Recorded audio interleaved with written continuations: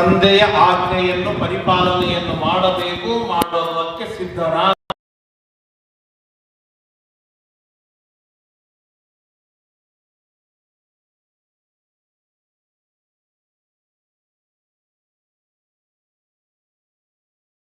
ಹಿರಿಯರ ಆಜ್ಞೆಯನ್ನು ಪರಿಪಾಲನೆಯನ್ನು ಮಾಡ್ತಾ ಇರುವಾಗ ನೋಡುವುದಕ್ಕೆ ಕಷ್ಟ ಅಂತ ನಮಗೆ ಅನಿಸುತ್ತೆ. ಆದರೆ ಶಾಶ್ವತವಾಗಿರ್ತಕ್ಕಂತಹ ಕಷ್ಟ ಅನುಭವಿಸುವಾಗಲೂ ಕೂಡ ಕಷ್ಟದ ಅನುಭವ ಬರುವುದೇ ಇಲ್ಲ. ಸುಖದೊಳಗೆ, ಸುಖದ ಸುಪ್ಪರಿಯೊಳಗೇ ಇರ್ತಾನೆ, ಅದ್ಭುತವಾದ ಫಲವನ್ನೇ ಪಡಿತಾನೆ. ಅವತ್ತು ಏನಾದರೂ ರಾಮ ನನಗೆ ದಶರಥ ಮಹಾರಾಜ ಆಜ್ಞೆಯನ್ನು ಮಾಡಿಲ್ಲ, ಕೈಕೇಯಿ ನಿನ್ನ ಮಾತು ನಾನು ಯಾಕೆ ಕೇಳಬೇಕು ಅಂತೇನಾದರೂ ಈ ವಿಷಯವನ್ನು ಪಕ್ಕಕ್ಕೆ ಸರಿಸಿದ್ದ ಅಂತಂದ್ರೆ ಇವತ್ತಿನವರೆಗೆ ನಾವ್ಯಾರೂ ರಾಮನನ್ನು ನೆನೆಸ್ತಿರ್ಲಿಲ್ಲ. ಲಕ್ಷ ಲಕ್ಷ ವರ್ಷಗಳು ಉರುಳಿದರು, ಯುಗ ಯುಗಗಳು ಕಳೆದರು, ರಾಮನನ್ನು ಇವತ್ತು ನಾವು ನೆನೆಸ್ತೇವೆ. ರಾಮ ನಮಗೆ ಆದರ್ಶನಾಗಿದ್ದಾನೆ ಅಂತಂದ್ರೆ ಯಾವ ಗುಣದಿಂದ ಆದರ್ಶನಾಗಿದ್ದಾನೆ? ತಂದೆಯ ಮಾತನ್ನು ಮೀರುವುದರೊಳಗೆ ಆದರ್ಶನಲ್ಲ, ತಂದೆಯ ಮಾತನ್ನು ಪರಿಪಾಲನೆಯನ್ನು ಮಾಡುವುದರೊಳಗೆ ಆದರ್ಶನಾಗಿದ್ದಾನೆ. ಹಾಗಿದ್ದ ಮೇಲೆ ಅವನು ಅವತ್ತಿನ ದಿನ ತಂದೆಯ ಮಾತನ್ನು ಪರಿಪಾಲನೆಯನ್ನು ಮಾಡಿದ್ದಾನೆ ಎಂಬ ಕಾರಣಕ್ಕಾಗಿಯೇ ಇವತ್ತಿನವರೆಗೂ ಕೂಡ ನಾವೆಲ್ಲರೂ ಹರೇ ರಾಮ ರಾಮ ರಾಮ ಹರೇ ಹರೇ, ಹರೇ ಕೃಷ್ಣ ಕೃಷ್ಣ ಕೃಷ್ಣ ಹರೇ ಹರೇ, ಶ್ರೀರಾಮ ಶ್ರೀರಾಮ ಶ್ರೀರಾಮ ಶ್ರೀರಾಮ ಶ್ರೀರಾಮ ಶ್ರೀರಾಮ ಎಂಬುದಾಗಿ ನಾನಾ ತರಹದ ರಾಮ ಮಂತ್ರಗಳನ್ನು ಜಪ ಮಾಡ್ತೇವೆ. ಯಾಕೆ ಅಂತಂದ್ರೆ ರಾಮ ಆ ತರಹದಿಂದ ಆದರ್ಶಗಳನ್ನು, ಗುಣಗಳನ್ನು ತನ್ನ ಜೀವನದೊಳಗೆ, ತನ್ನ ನರನಾಡಿಯೊಳಗೆ ಚೆನ್ನಾಗಿ ರೂಢಿಸಿಕೊಂಡಿದ್ದ. ಕೌಸಲ್ಯ ವನಕ್ಕೆ ಬರ್ತೇನೆ ಅಂತ ಹೇಳಿದ್ರೆ ನೀನು ವನಕ್ಕೆ ಬರಬೇಕಾದ ಅವಶ್ಯಕತೆ ಇಲ್ಲ, ನಿನಗೆ ಗಂಡನ ಸೇವೆ ಮಾಡಬೇಕಾದದ್ದೇ ಅನಿವಾರ್ಯ ಎಂಬುದಾಗಿ ತಿಳಿಸಿಕೊಟ್ಟ. ಸೀತೆ ವನಕ್ಕೆ ಬರ್ತೇನೆ ಅಂತ ಹೇಳಿದಾಗ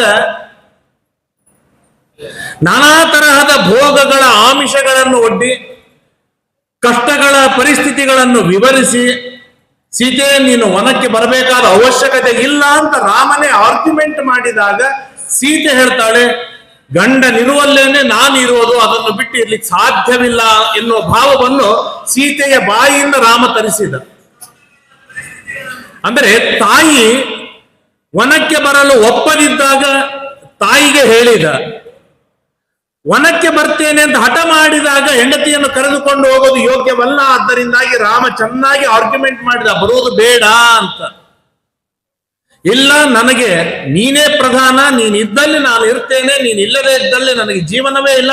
ಆದ್ದರಿಂದ 6-3 6 ಕಷ್ಟ ಬರ್ಲಿ, ಸುಖ ಬರ್ಲಿ, ದುಃಖ ಬರ್ಲಿ, ಆಪತ್ತುಗಳು ಬರ್ಲಿ, ರಾಕ್ಷಸರು ಬರ್ಲಿ, ಪೀಡೆ ಬರ್ಲಿ, ಏನಾದ್ರಾಗಲಿ ನಿನ್ನ ಜೊತೆಗೆ ನಾನು ಬರ್ತೇನೆ ಅಂತ ಹೇಳಿದಾಗ ರಾಮ ಅದನ್ನು ಪ್ರೀತಿಯಿಂದ ಸ್ವೀಕಾರವನ್ನು ಮಾಡಿಬಿಟ್ಟ, ಪ್ರೀತಿಯಿಂದ ಸ್ವೀಕಾರವನ್ನು ಮಾಡಿದ.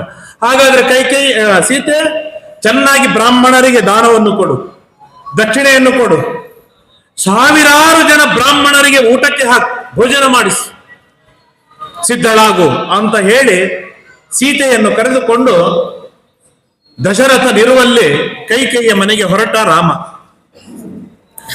ಇಷ್ಟು ಹೊರಟಾಗ ಕೈಕೇಯಿಯ ಸರ್ವಮರ್ಮಾಣಿ ಸುಮಂತ್ರ ಪ್ರತ್ಯಭಾಷತ, ಅಲ್ಲೇ ಸುಮಂತ್ರ ನಿಂತಿದ್ದ, ವಸಿಷ್ಠರು ಇದ್ದರು, ಎಲ್ಲರೂ ಇರ್ತಾರೆ ದಶರಥನ ಮುಂದೆ. ಸುಮಂತ್ರ ಮಾತನಾಡ್ತಾನೆ, ನಹ್ಯಕಾರ್ಯತಮಂ ಕಿಂಚಿತ್ ತವ ದೇವೀಹ ವಿದ್ಯತೆ ಪತಘ್ನೀಂ ತ್ವಾಂ ಅಹಂ ಮನ್ಯೆ ಕುಲಘ್ನೀಂ ಅಪಿ ಚಾಂತತಃ. ಅಲ್ಲೇ ಕೈಕೇಯಿ, ಎಂಥವಳು ನೀನು? ರಾಮನಿಗೆ ವನಕ್ಕೆ ಕಳಿಸುವುದಕ್ಕೆ ನಮಗೆ ದುಃಖವಿಲ್ಲ, ಭರತನಿಗೆ ಪಟ್ಟ ಕಟ್ಟುವುದಕ್ಕೆ ನಮಗೇನು ದುಃಖವಿಲ್ಲ, ನಮಗೆ ಸಂತೋಷವೇ ಇದೆ. ಆದರೆ ರಾಮ ವನಕ್ಕೆ ಹೋಗುವುದರಿಂದ ದಶರಥ ಮಹಾರಾಜ ಸತ್ತು ಹೋಗ್ತಾನಲ್ಲ, ಅದಕ್ಕೆ ನಿನ್ನ ಉತ್ತರ. ಗಂಡನ ಸಾವಿಗೆ ನೇರವಾಗಿ ಕಾರಣಗಳಾಗ್ತಿಯಲ್ಲೇ ಬುದ್ಧಿ ಇಲ್ವಾ, ವಿಚಾರವಿಲ್ವಾ? ವಿಚಾರ ಮಾಡು. ಎನ್ ಮಹೇಂದ್ರ ಮಾವಿಜಯ್ಯಂ ದುಷ್ಪ್ರಕಮ್ಯಂ ಅವಿಚಾಲಯನ್ ಮಹೋದರಿ ನಿವಾಕ್ಷೋಭ್ಯಂ ಸಂತಾಪಯಸಿ ಕರ್ಮಭಿ. ಇಂದ್ರಾದಿ ದೇವತೆಗಳಿಗಿಂತಲೂ ವೈಭವದ ಸುಖವನ್ನು ಅನುಭವಿಸುವ, ವಸಿಷ್ಠಾದಿ ಋಷಿಗಳು ನಿರಂತರ ಆರಾಧನೆಯನ್ನು ಮಾಡುವ, ಯಾವ ರಾಮನಿದ್ದಾನೆ, ಆನಂದ ನಿಧಿಯಾದ ಯಾವ ರಾಮನಿದ್ದಾನೆ, ಅಂತಹ ರಾಮನಿಗೆ ದುಃಖ ಕೊಡಬೇಕು ಅಂತೇಳಿ ಹೊರಟಿದ್ದೀಯಲ್ಲೇ, ನಾಚಿಕೆ ಬರೋದಿಲ್ವಾ ನಿನಗೆ?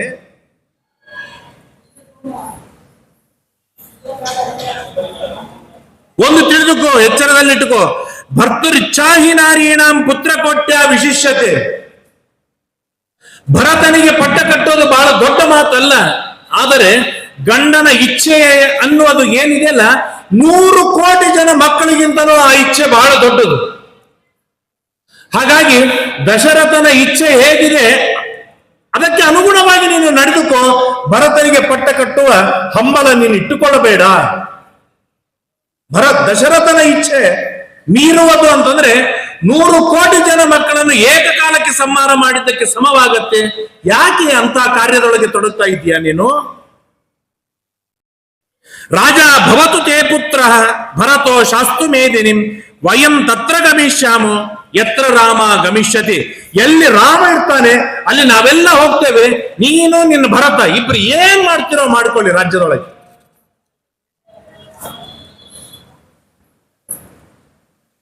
ನೀನು ಭರತನಿಗೆ ಪಟ್ಟ ಕಟ್ಟೋದು ಹೇಗಿದೆ ಗೊತ್ತೇನೋ? ಕೈಕೇಯಿ ಹೇಳ, ಆಮ್ರಂ ಚಿತ್ವಾ ಕುಠಾರೇಣ ನಿಂಬಂ ಪರಿಚರೆತ್ತು ಕಹ.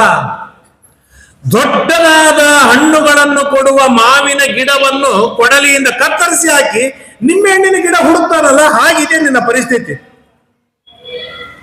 ಹುಳಿಯೂ ಕೊಡುತ್ತೆ, ಸಿಹಿನೂ ಕೊಡುತ್ತೆ, ನೆರಳು ಕೊಡುತ್ತೆ, ತಂಪು ಕೊಡುತ್ತೆ ಅಂತ ದೊಡ್ಡದಾದ ಗಿಡವನ್ನು ಕತ್ತರಿಸಿ ಹಾಕಿ ಒಂದ್ ಸಣ್ಣದಾಗಿರ್ತಕ್ಕಂಥ ಬಳ್ಳಿ ನಿಂಬೆಹಣ್ಣನ್ನು ಹುಡುಕ್ಲಿಕ್ಕೆ ಹೋಗ್ತಿಯಲ್ಲಿ. ಇದು ಎಂಥ ಮೂರ್ಖರ ಕೆಲಸ ನೋಡು. ಆ ತರಹದ ಮೂರ್ಖರ ಪ್ರವೃತ್ತಿಯೊಳಗೆ ನೀನು ತೊಡಗಿಕೊಂಡಿದ್ದೀಯ ಅಂತ ಚೆನ್ನಾಗಿ ಬೈತಾನೆ, ಬಹಳಷ್ಟು ಬೈತಾನೆ.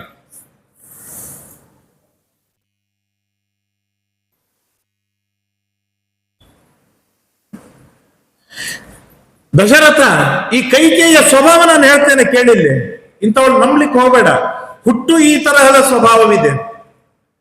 ಕೈಕೇಯಿಯ ತಂದೆಗೆ ಒಂದು ವಿಶಿಷ್ಟವಾದ ವರವಿತ್ತು. ಏನು ವರ ಅಂದ್ರೆ, ಇರುವಿಗಳು ಮಾತಾಡಿದ್ದು ಅನ್ನು ತಾನು ತಿಳಿದುಕೊಳ್ಳುತ್ತಿದ್ದ ಅಂತ ಒಂದು ದೇವತೆಗಳ ದೇವದತ್ತವಾದ ಒಂದು ವಿಶಿಷ್ಟವಾದ ವರವಿತ್ತು. ಆದರೆ ಅವ್ರು ಏನು ಸಂಭಾಷಣೆ ಮಾಡಿದ್ದಾರೆ ಅದನ್ನು ಯಾರಿಗೂ ಹೇಳುವ ಆಗಿರ್ಲಿಲ್ಲ ಹೊರಗೆ. ಒಮ್ಮೆ ಈ ಕೈಕೇಯಿ ಅಪ್ಪ ನಗುತ್ತಿರ್ತಾನೆ. ಈ ಕೆಲವು ಸಂಶಯ ಪಿಶಾಚಿಗಳಿರ್ತಾವೆ, ಯಾರೋ ಯಾರನ್ನೋ ನೋಡಿ ನಕ್ಕಿರ್ತಾರೆ, ಯಾರೋ ಯಾರ್ದೋ ಜೊತೆಗೆ ಹರಟೆ ಹೊಡಿತಾ ನಕ್ಕಿರ್ತಾರೆ. ಆ ಮೂರನೇದವನು ಎಲ್ಲೋ ದೂರದೊಳಗಿರ್ತಾನೆ, ಇವ್ರು ನನ್ನ ಬಗ್ಗೆನೇ ಮಾತಾಡ್ತಾ ಇದ್ದಾರೆ, ನನ್ನ ನೋಡೇ ನಕ್ಕಾರೆ, ಇವ್ರು ನನಗೆ ಅವಮಾನ ಮಾಡಿದ್ದಾರೆ ಅಂತ ಹೇಳಿ ದ್ವೇಷ ಶುರು ಮಾಡ್ತಾನೆ. ವರ್ಷ 2 ವರ್ಷ 4 ವರ್ಷ ಅಖಂಡವಾಗಿ ದ್ವೇಷ ಮಾಡ್ಲಿಕ್ಕೆ ತೊಡಗಿ ಬಿಡ್ತಾನೆ. ಇದಕ್ಕೇನಿಲ್ಲ, ಇದು ಸಂಶಯ ಪಿಶಾಚಿ, ಇದು ಸಂಶಯ, ಇದಕ್ಕೆ ಏನಂತಾರೆ ಔಷಧಿ ಇಲ್ಲ. ಹಾಗೆ ಕೈಕೇಯಿ ಅವನು ನಗತಾ ಇರುವುದನ್ನು ನೋಡಿ, ಅಪ್ಪ ಯಾಕೆ ನಗತಾ ಇದ್ದಿ, ನನ್ನ ನೋಡೇ ನಗತಾ ಇದ್ದೀಯಲ್ಲ ನೀನು, ಕರೆ ಹೇಳು, ಏನ್ ನೋಡಿ ನಗತಾ ಇದ್ದಿ ಅಂತ ಹಠ ಮಾಡ್ತಾಳೆ. ಇಲ್ಲೇ ಆ 2 ಇರುವಿಗಳು ಮಾತಾಡ್ತಾ ಇದ್ದೇವಲ್ಲ ಅವನ್ನು ನೋಡಿ ನಾನು ನಕ್ಕಿನಿ ಇಷ್ಟೇ. ಸುಳ್ಳು ಹೇಳಕತ್ತೆ. ಹಾಗಾದ್ರೆ ಏನ್ ಮಾತಾಡ್ಯಾವ ಹೇಳು, ಏನ್ ಮಾತಾಡ್ಯಾವ ಹೇಳು. ಅಲ್ಲೇ ಅವು ಏನು ಮಾತಾಡಿವೆ ಅಂತ ಹೇಳಿದ್ರೆ ನಾ ಸತ್ತು ಹೋಗ್ತೇನೆ, ನನಗೆ ಹಾಗೆ ಶಾಪವಿದೆ, ನೀ ಸತ್ರ ಸಾಯಿ, ಆದ್ರೆ ಅವು ಏನ್ ಮಾತಾಡಿವೆ ಹೇಳು ಎಂದು ಹೇಳಿ ತಂದೆಯ ಮರಣಕ್ಕೇನೆ ನೇರವಾಗಿ ಕಾರಣರಾಗಿರ್ತಕ್ಕಂಥ ಈ ಕೈಕೇಯಿ ಗಂಡನನ್ನು ಉಳಿಸ್ತಾಳ ಸ್ವಾರ್ಥಕ್ಕಾಗಿ, ಗಂಡನನ್ನು ಬದುಕಿಸುವುದಕ್ಕೆ ನೋಡ್ತಾಳ, ಗಂಡನ ಇಚ್ಛೆಗೆ ಅನುಗುಣವಾಗಿ ಇರ್ಲಿಕ್ಕೆ ಸಾಧ್ಯವಾ ಅಂತ ಹೇಳಿ ಚೆನ್ನಾಗಿ ಬೈತಾನೆ. ಬಹಳಷ್ಟು ಸುಮಂತ್ರ ಬೈತಾನೆ. ಏನು ಬೈದರೂ ಕೂಡ ನೈವ ಸಾ ಕ್ಷುಭ್ಯತೆ ದೇವಿ, ದೊಡ್ಡದಾದ ಬಂಡೆ ಮೇಲೆ ನೀರು ಸುರಿವಿದ್ರೆ ಏನಾಗಬೇಕಲ್ಲ ಹಾಗಾಯ್ತು. ಆ ನೀರು ಒಂದು ಹನಿ ನೀರು ಒಳಗೆ ಇಳಿಯೋದಿಲ್ಲ, ಕೆಳಗೆ ಹೇಗೆ ಹರಿದು ಹೋಗಬೇಕಲ್ಲ, ಇಷ್ಟು ಎಲ್ಲಾ ಚೆನ್ನಾಗಿ ಬೈದರೂ ಕೂಡ ಮುಖದ ಮೇಲೆ ಏನೂ ವಿಕಾರವಾಗಲಿಲ್ಲ. ನನ್ನ ತಂದಿನ ಕೊಂದಿ ಅಂತೀಯ ಅನ್ಕೋ, ಕರೆಯದ. ನಾಳೆ ಗಂಡನ ಸಾವಿಗೆ ಕಾರಣವಾಗ್ತೀಯ ಅಂತೀಯ ಅನ್ಕೋ, ಕರೆಯದ. ರಾಮನನ್ನು ವನಕ್ಕೆ ಕಳಿಸ್ತೀಯ ಅಂತ ಬೈತೀಯ, ಬೈ, ಕರೆಯದ, ನಾನೇ ತಲೆ ಕೆಡಿಸಿಕೊಂಡೆ ಅಂತ ಹೇಳಿ ಏಕಪ್ರಕಾರವಾಗಿ ಕುಳಿತವಳು ನಾಚಿಕೆ ಇಲ್ಲದೆ ಕೈಕೇಯಿ. ಇಷ್ಟು ಸುಮಂತ್ರ ಬೈತಾ ಇರುವಾಗ ಅಲ್ಲೇ ಇರುವ ವಸಿಷ್ಠರು ಬೈತಾರೆ, ಬಹಳಷ್ಟು ಬೈತಾರೆ ವಸಿಷ್ಠರು. ಯಾರು ಬೈದರೂ ಕೂಡ ಅವಳು ಕೇಳುವುದೇ ಇಲ್ಲ. ಆಗ ದಶರಥ ಒಂದು ಮಾತನ್ನು ಹೇಳ್ತಾನೆ, ಅಲ್ಲೇ ಕೈಕೇಯಿ, ರಾಮ ಕೈಕೇಯಿ ಹೇಳೋದಿಲ್ಲ, ರಾಮನಿಗೆ ಹೇಳ್ತಾನೆ, ರಾಮ ನಿನಗೆ ಯಾಕೋ ಅಷ್ಟು ಹಠ ವನಕ್ಕೆ ಹೋಗ್ತೇನೆ ಅಂತ? ಎಷ್ಟು ವಿಚಿತ್ರವಾದ ಸನ್ನಿವೇಶವಿದು. ದಶರಥ ತಾನು ಹೇಳ್ತಾ ಇಲ್ಲ ನೀನು ವನಕ್ಕೆ ಹೋಗ್ಬೇಡ ಅಂತ, ನಾನು ವರ ಕೊಟ್ಟೇ ಇಲ್ಲ ಅಂತ ಹೇಳ್ತಾ ಇಲ್ಲ, ತಂದೆ ಯಾವ ಮಾತು ತಾನು ಹೇಳ್ತಾ ಇಲ್ಲ. ನೀನು ಕೈಕೇಯಿಯ ಮಾತು ಮೀರಿ ವನಕ್ಕೆ ಹೋಗದೆ ಇರುವಲ್ಲ, ನಿಂದೇನು ಗಂಟು ಹೋಗೋದಿದೆ, ಇಟ್ಬಿಡು ಅಂತೆ ಆರ್ಗ್ಯುಮೆಂಟ್ ಮಾಡ್ತಾನೆ. ಬೇಡ ರಾಮ, ನೀವು ವನಕ್ಕೆ ಹೋಗ್ತಿಯಲ್ಲ, ಇವತ್ತು ಹೋಗ್ಬೇಡ, ನಾಳೆ ಹೋಗು, ನಾಳೆ ಇವತ್ತೊಂದು ದಿನ ಇರಲಿ, ನಾಳೆ ದಿನ ಹೋಗು ವನಕ್ಕೆ. ಯಾಕೆ? ಕದಾಚಿತ್ ನಾಳೆ ಕೈಕೇಯಿ ಮನಸ್ಸು ಬದಲಾದ್ರೆ, ಅಥವಾ 10 ಗೆಳೆಯರು ಹೇಳಿದಾಗ ರಾಮನ ಮನಸ್ಸೇ ಬದಲಾದರೆ ಏನೂ ಆಗಬಹುದಲ್ವಾ? ಹಾಗಾಗಿ ರಾಮ ಇವತ್ತು ಬೇಡ, ನಾಳೆಯ ದಿನ ಹೋಗು ಅಂತ ಹೇಳಿದರೆ, ಇಲ್ಲ ಅಪ್ಪ ನಾನು ಹೋಗ್ತೇನೆ ಅಂತ ಹೇಳಿ ಸಿದ್ಧನಾದಾಗ, ಅಥಚೀರಾಣಿ ಕೈಕೇಯಿ ಸ್ವಯಂ ಆಹೃತ್ಯ ನಿರಪತ್ರಪ, ನಾಚಿಕೆ ಇಲ್ಲದ ಕೈಕೇಯಿ ಏನೂ ವಿಚಾರ ಮಾಡದೆ ನಾರಮಡಿಯನ್ನು ತಂದು ಕೊಡ್ತಾಳೆ. ರಾಮ ಇದನ್ನು ಉಟ್ಟುಕೋ, ಉಟ್ಟುಕೋ. ಇವತ್ತು ನಾರಮಡಿ ತಂದು ಕೊಟ್ಟದಕ್ಕೆ ನಮಗೇನದು ಬಹಳ ಬೇಸರಕ್ಕೆ ಅನಿಸೋದಿಲ್ಲ. ಯಾಕಂದ್ರೆ ಈಗಿನ ಅನೇಕ ಮಾಡೆಲ್ ತಂದೆ ತಾಯಿಗಳು ಹರಿದ ಬಟ್ಟೆಗಳನ್ನೇ ಕೊಡ್ತಾರೆ, ಇದನ್ನು ನೀವು ಉಟ್ಟುಕೋ ಅಂತ, ತುಂಡು ಬಟ್ಟೆಗಳನ್ನು, ಹರಿದ ಬಟ್ಟೆಗಳನ್ನು. ಹಾಗಾಗಿ ಅದನ್ನು ನೋಡಿದಾಗ ಇದೇನು ಅಷ್ಟು ಮಜಾ ಅನ್ಸೋದಿಲ್ಲ. ಆದರೆ ಅವತ್ತಿನ ಕಾಲಕ್ಕೆ ಬಹಳ ಪೀಡೆಯಾಯ್ತು, ತುಂಬಾ ದುಃಖವಾಯ್ತು. ರಾಮನ ಮುಖದ ಮೇಲೆ ಏನೂ ವಿಕಾರವಿಲ್ಲ. ಅವಳು ನಾರ್ಮಡಿಯನ್ನು ಕೊಟ್ಟರೆ ರಾಮ ಸರಳವಾಗಿ ಏನೂ ಚಿಂತೆ ಮಾಡದೇನೆ ನಾರ್ಮಡಿಯನ್ನು ಟಕ ಟಕ ಟಕ ಟಕ ಅಂತ ಉಟ್ಟುಕೊಂಡ. ಅಷ್ಟೇ ನಗುಮುಖದಿಂದ ಪ್ರಸನ್ನ ವದನನಾಗಿ, ಗಂಭೀರನಾಗಿ, ಶಾಂತ ಚಿತ್ತನಾಗಿ ಅಲ್ಲಿ ನಿಂತ. ಲಕ್ಷ್ಮಣ ಉಟ್ಟುಕೊಂಡ. ಕಥಂನು ಚೀರಂ ಬಧ್ನಂತಿ ಮುನಯೋ ವನವಾಸಿನ ಇತಿ ಹ್ಯಕುಶಲಾ ಸೀತಾ ಸಾ ಮುಮೋಹ ಮುಹುರ್ಮುಹು.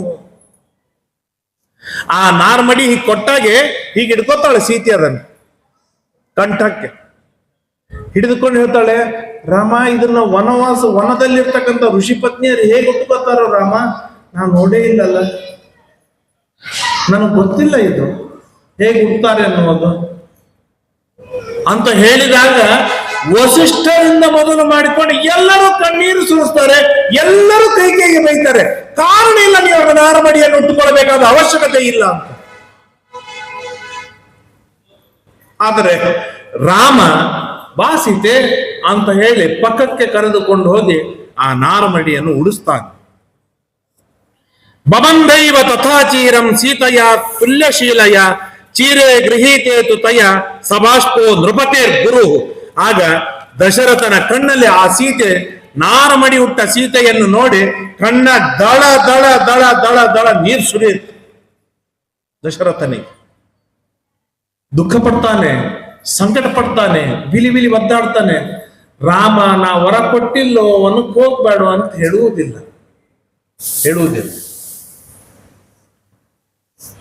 ಆಗ ದಶರಥ ಆಜ್ಞೆಯನ್ನು ಮಾಡ್ತಾನೆ. ವಾಸಾಂಸಿಜ ವಸ್ತ್ರ ವರಾರ್ಕಾಣಿ ಭೂಷಣಾನಿ ಮಹಾಂತಿ ಚ ವರ್ಷಾನ್ಯೇತಾನಿ ಸಂಖ್ಯೆಯ ವೈದೇಯ ಕ್ಷಿಪ್ರಮಾನಯ. ಅವಳ ಆ ನಾರಮಡಿ ಹುಟ್ಟ ನೋಡಿ ಸಂಕಟಪಟ್ಟು 13 ವರ್ಷ 14 ವರ್ಷ ಇಂಟು 360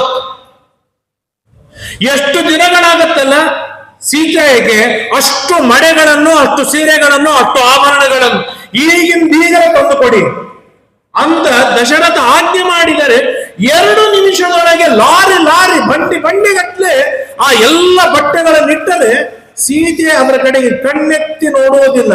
ಇದು ಸೀತೆಯ ನಿಗ್ರಹ. ತಾನು ನಾರ್ಮಡಿ ಹುಟ್ಟಿದ್ದಾಳೆ, ಅಲ್ಲಿ ಅಷ್ಟು ಬಟ್ಟೆಗಳನ್ನು ಮಾವ ದಶರಥ ಮಹಾರಾಜ ತಂದು ಕಳಿಸಿದ್ದಾನೆ, ಅದರ ಕಡೆ ಕಣ್ಣೆತ್ತಿ ನೋಡುವುದಿಲ್ಲ.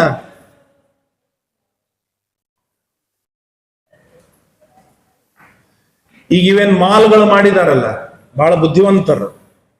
ಮಾಲ್ನಾಗ ಎಂದಿಗೂ ಗಡಿಯಾರ ಇರೋದಿಲ್ಲ, ಎಲ್ಲ ಸಾಮಾನುಗಳು ಕಣ್ಣಿಗೆ ಕಾಣಿಸುವ ಹಾಗೆ ಇಟ್ಟಿರ್ತಾರೆ. ಎಂದಿಗೂ ಅಲ್ಲಿ ಕತ್ತಲು ಆಗಲಿಕ್ಕೆ ಬಿಡುವುದೇ ಇಲ್ಲ. ಯಾವ ಮೂಲೆಗೆ ಹೋದರೂ ತುಂಬಿ ಬೆಳಕಿರುತ್ತೆ. ಯಾಕೆ ಅಂತಂದ್ರೆ ಬಂದ ವ್ಯಕ್ತಿಗೆ ಎಲ್ಲವೂ ಕಣ್ಣಿಗೆ ಕಾಣಿಸಬೇಕು, ಕಣ್ಣಿಗೆ ಕಾಣಿಸಿದ್ದೆಲ್ಲನೂ ಬಂದ ವ್ಯಕ್ತಿ ತಗೋಬೇಕು ಅಂತ ಅಪೇಕ್ಷೆ ಪಡ್ತಾನೆ. ಅವ್ರು ತಗೊಂಡು ಹೋಗ್ತಾರೆ ಅನ್ನೋ ಪೂರ್ಣ ಕಾನ್ಫಿಡೆಂಟ್ ಅವರಿಗೆ. ಹಾಗಾಗಿ ಮಾಲ್ನಾಗ ಹೋದಾಗ 8:30 ಆಯ್ತು 9 ಆಯ್ತು ಅಂತೇಳಿ ನಮ್ಮ ಮೊಬೈಲ್ ನೋಡ್ಕೊಂಡು ನಾವು ಹೇಳ್ಬೇಕೆ ಹೊರತು ಅಲ್ಲೆಲ್ಲೂ ಗಡಿಯಾರ ಇಟ್ಟಿರೋದಿಲ್ಲ. ಯಾಕೆ? ಎಲ್ಲರಿಗೂ ಕೂಡ ಬಟ್ಟೆ, ತಿನಿಸು, ಉಣಸು ಇವನ್ನು ನೋಡಿದಾಗ ತೆಗೆದುಕೊಳ್ಳಬೇಕು ಅಂತ ಅನಿಸುತ್ತೆ. ಇವತ್ತು ನಮ್ಮ ಸ್ಥಿತಿ ಆದರೆ ಅವತ್ತಿನ ರಾಮನಾಗಲಿ ಸೀತೆಯಾಗಲಿ ರಾಶಿ ರಾಶಿ ಬಟ್ಟೆಗಳನ್ನು ಇವನ್ನು ತೆಗೆದುಕೊಂಡು ಹೋಗು ಅಂತೇಳಿ ದಶರಥ ಮಹಾರಾಜ ಇಟ್ರೆ ಅದರ ಕಡೆ ಕಣ್ಣೆತ್ತಿ ನೋಡೋದಿಲ್ಲ. ಇದು ವೈರಾಗ್ಯವಿದೆ. ಸೀತೆ 80 ವರ್ಷದ ಅಜ್ಜಿ ಅಲ್ಲ. ಅಂದ್ರೆ ಎಲ್ಲಾ ಭೋಗ ಮಾಡಿ ಮುಗಿದಿದೆ, ಇನ್ನೇನ್ ಮಾಡೋದಿದೆ. ರಾಮಕೃಷ್ಣ ಅನ್ಕೋದು ಕೂತೀನಿ ಅನ್ನುವ ಪರಿಸ್ಥಿತಿ ಬಂದವಳಲ್ಲ. ಈಗಿನ ನವ ತರುಣಿ ಮದುವೆಯಾಗಿ ಇನ್ನೂ 1 ವರ್ಷ ಸರಿಯಾಗಿ ವರ್ಷವಾಗಿದೆ. ಕಳೆದ ಚೈತ್ರ ಮಾಸದಲ್ಲಿ ಮದುವೆಯಾಗಿದೆ, ಈಗ ಚೈತ್ರ ಮಾಸದಲ್ಲಿ ವನಕ್ಕೆ ಹೊರಟಿದ್ದಾರೆ. ನಾನಾ ತರಹದ ಸುಖ ಭೋಗಗಳನ್ನು ವೈಭವದಿಂದ ಭೋಗ ಮಾಡುವಂತ ಅದ್ಭುತವಾಗಿರ್ತಕ್ಕಂತಹ ಸೀತೆ ಆ ಬಟ್ಟೆಗಳನ್ನು ಕಣ್ಣೆತ್ತಿನೂ ತಾನು ನೋಡ್ಲಿಕ್ಕೆ ಹೋಗುವುದಿಲ್ಲ.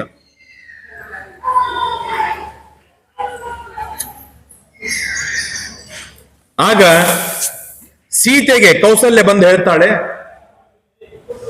ಅಲ್ಲ ಸೀತೆ, ರಾಮ ಹೋಗ್ತೀನಿ ಅಂತಾನ ಸರಿ ಇದೆ, ನೀನಾದ್ರೂ ಇರು ಅಲ್ಲ, ನಿನ್ನ ನೋಡಿ ಆದ್ರೂ ನಾನು ಸ್ವಲ್ಪ ಸುಖವಾಗಿರ್ತೇನೆ ಅಂತ ಕೌಸಲ್ಯ ಬೇಡಿದಾಗ ಸೀತೆ ಹೇಳ್ತಾಳೆ, ಅಮ್ಮ, ಅಸತ್ಯಶೀಲಾ ವಿಕೃತಾ ದುರ್ಗಾ ಅಹೃದಯ ಸದಾ ಅಸತ್ಯ ಪಾಪಸಂಕಲ್ಪ ಕ್ಷಣ ಮಾತ್ರ ವಿರಾಗಿಣ. ಯಾರು ಒಂದೇ ಕ್ಷಣಕ್ಕೆ ವೈರಾಗ್ಯವನ್ನು ಪಡೆದುಕೊಳ್ತಾರೆ, ಆ ವೈರಾಗ್ಯ ಒಂದು ಕ್ಷಣ ಮಾತ್ರ ಇರುತ್ತೆ. ಅವರೆಲ್ಲರೂ ಅಸತ್ಯರು, ಪಾಪಚಾರಿಗಳು.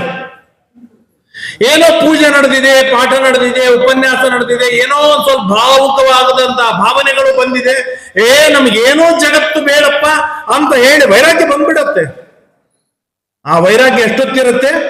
ಸರಿಯಾಗಿ 1 ಕ್ಷಣ ವೈರಾಗ್ಯ. ಆಮೇಲೆ ಆ ವೈರಾಗ್ಯಕ್ಕೆ ನಾವು ಮೋಸ ಮಾಡಿಕೊಂಡ್ಮೇಲೆ ನಾವೆಂತ ಒಳ್ಳೆಯವರಾಗ್ತೇವೆ. ಅಮ್ಮ, ನೀನು ನನಗೆ ಪ್ರಲೋಭ ಮಾಡ್ಲಿಕ್ಕೆ ಹೋಗಬೇಡ, ಆಗ ನನಗೆ ಅಪಕೀರ್ತಿ ಬರುತ್ತೆ. ಏನೋ ರಾಮ ವನಕ್ಕೆ ಹೊರಟಿದ್ದ ಅಂತ ಹೇಳಿ ಸೀತೆಯೂ ವನಕ್ಕೆ ತಯಾರಾದ್ಲು.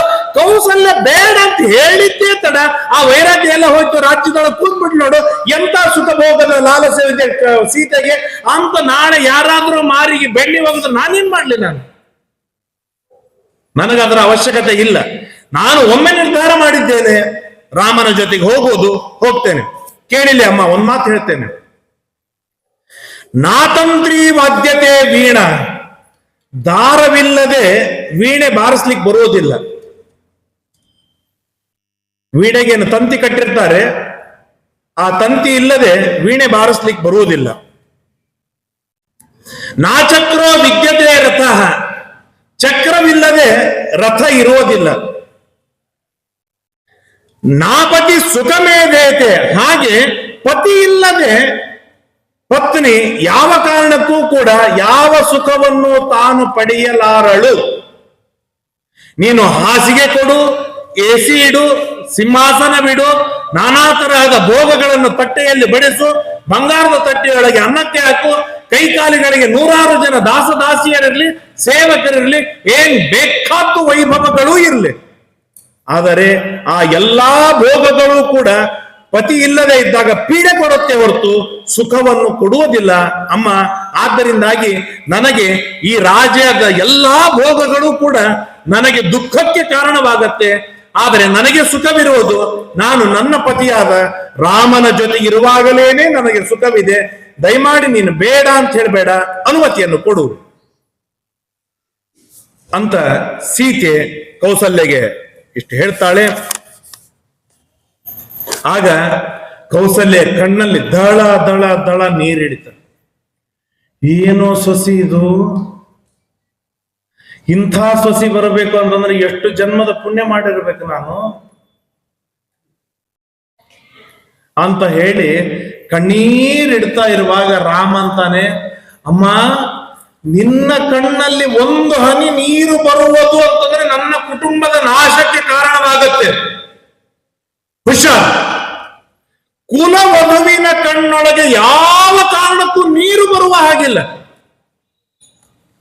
ಕಣ್ಣಾಗಿ ನೀರು ಬಂದಿದೆ ಅಂತಂದ್ರೆ ಅದು ಆನಂದ ಬಾಷ್ಪಗಳು ಬರಬೇಕೇ ಹೊರತು ಮನೆಯವರಿಂದ ಪೀಡೆಯಾಗಿದೆ, ಮನೆಯವರಿಂದ ದುಃಖವಾಗಿದೆ, ಮನೆಯ ಜನರಿಂದ ತುಂಬಾ ಸಂಕಟವಾಗಿದೆ ಎಂಬ ಕಾರಣಕ್ಕಾಗಿ ಏನಾದರೂ ಕುಲ ವಧುವಿನಿಂದ ಕಣ್ಣಾಗ ನೀರು ಬಂತು ಅಂತಂದ್ರೆ ಇಡೀ ಕುಲಕ್ಕೇನೆ ಅಪಚಾರ ತಪ್ಪಿದ್ದು ಅಲ್ಲ. ಆದ್ದರಿಂದಾಗಿ ಅಮ್ಮ ನೀನು ಯಾವ ಕಾರಣಕ್ಕೂ ಕಣ್ಣೀರಿಡಬೇಡ, ನಮಗೆ ಹಿತವಾಗಬೇಕೋ ಬೇಡ, ನಮಗೆ ಮಂಗಳವಾಗಬೇಕಲ್ಲ. ಇನ್ನು 14 ವರ್ಷಕ್ಕೆ ನಾವು ಹೇಗೆ ಹೊರಟಿದ್ದೇವೆ ಹಾಗೇನೆ ಸುಖವಾಗಿ ನಿನ್ನ ಬಳಿ ಬರಬೇಕಲ್ಲ. ಹಾಗಾದ್ರೆ ಸುಖವಾಗಿ ನಗನಗುತ್ತಾ ನಮಗೆ ಆಶೀರ್ವಾದವನ್ನು ಮಾಡಿ ಕೊಟ್ಟು ಕಳುಹಿಸು ಅಂತ ಪುನಃ ಬೇಡಿಕೊಳ್ತಾನೆ ರಾಮ. ಆಗ ಕೌಸಲ್ಯೆಯು ಕೂಡ ಶಾಂತವಾಗ ಆಗ ಅಥ ರಾಮಶ್ಚ ಸೀತಾಚ ಲಕ್ಷ್ಮಣಶ್ಚ ಕೃತಾಂಜಲಿ. ಯಾರ್ಯಾರಿಗೆ ಕನ್ವಿನ್ಸ್ ಮಾಡಬೇಕು, ಯಾರ್ಯಾರಿಗೆ ಹೇಳಬೇಕು, ಎಲ್ಲ ಕೆಲಸ ಮುಗಿತು. ಇನ್ನೇನು ಅವಶ್ಯಕತೆ ಇರಲಿಲ್ಲ. ಅಲ್ಲಿ ದಶರಥ ಕೌಸಲ್ಯ ನಿಂತಿದ್ದಾರೆ, ಪಕ್ಕದಲ್ಲಿ ಕೈಕೇಯಿ ಇದ್ದಾಳೆ. ಸೀತೆಯ ಕೈ ಹಿಡಿದ ಹೇಗೆ ವಿವಾಹದ ಪ್ರಸಂಗದೊಳಗೆ ಅಗ್ನಿಗೆ ಪ್ರದಕ್ಷಿಣೆಯನ್ನು ಮಾಡಬೇಕು ಹಾಗೆ ತಂದೆ ತಾಯಿಗಳನ್ನು ಎದುರಿಗೆ ಇಟ್ಟು 3 ಪ್ರದಕ್ಷಿಣೆಗಳನ್ನು ಹಾಕಿ ಸಾಷ್ಟಾಂಗ ನಮಸ್ಕಾರವನ್ನು ಮಾಡಿದ. ಅಪ್ಪ ನಾನು ಬರ್ತೇನೆ ಅಂತ ಹೇಳಿ ಹೊರಟು.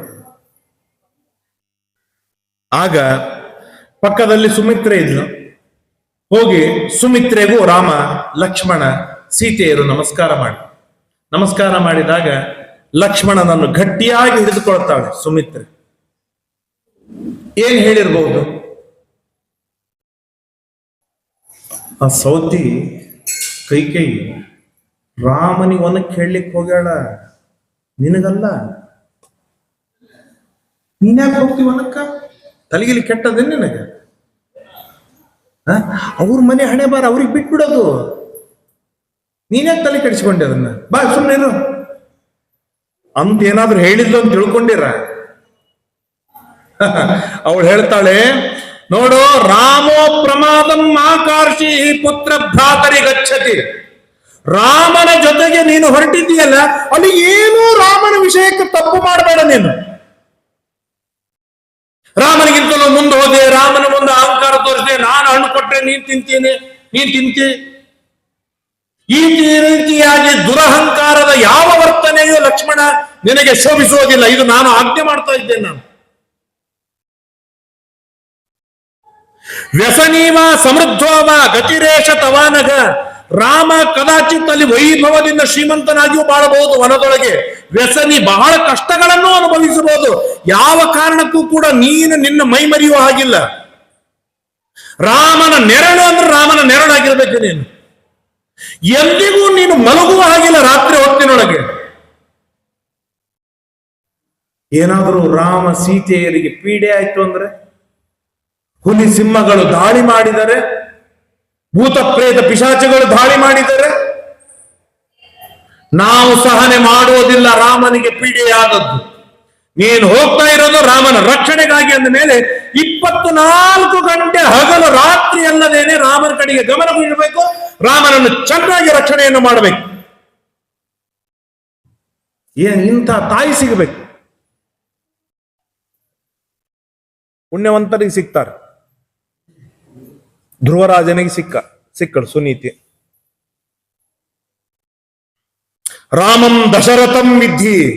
ರಾಮ ಅಂದ್ರೆ ದಶರಥ ಅಂತ ತಿಳಿ. ಸೀತೆ ಅಂದ್ರೆ ನಾನು ಅಂತ ತಿಳಿ. ಸಮಗ್ರವಾಗಿರ್ತಕ್ಕಂಥ ಈ ವನವೇನಿದೆ, ಅರಣ್ಯವೇನಿದೆ, ಇದು ಅಯೋಧ್ಯ ಪಟ್ಟಣವೆಂದು ಭಾವಿಸು, ನಿನಗೆ ಯಾವ ಕಷ್ಟವೂ ಆಗುವುದಿಲ್ಲ ಅಂತ ಹೇಳಿ ವನವಾಸದೊಳಗೂ ಸುಖವನ್ನು ಕಾಣುವ ದಾರಿಯನ್ನು ತೋರಿಸಿಕೊಡ್ತಾಳೆ ಸುಮಿತ್ರೆ. ಇದು ಕೇವಲ ಧಾರ್ಮಿಕರಾಗಿರ್ತಕ್ಕಂಥ ನಮಗೆ ಮಾತ್ರ ಈ ತರದ ಕಾನ್ಸೆಪ್ಟ್ಗಳು, ಈ ತರದ ವಿಚಾರಗಳು ಬರುತ್ತೆ. ಎಲ್ಲೂ ದುಃಖ ಅನುಭವಿಸುವ ಪ್ರಸಂಗವೇ ಬರುವುದಿಲ್ಲ ನಮಗೆ. ಬರುತ್ತೇನಾ? ತಪ್ಪಿ ಆಕ್ಸಿಡೆಂಟ್ ಆಗಿ ಕಾಲ್ ಮುರಿದು ಹೋಗಲಿ,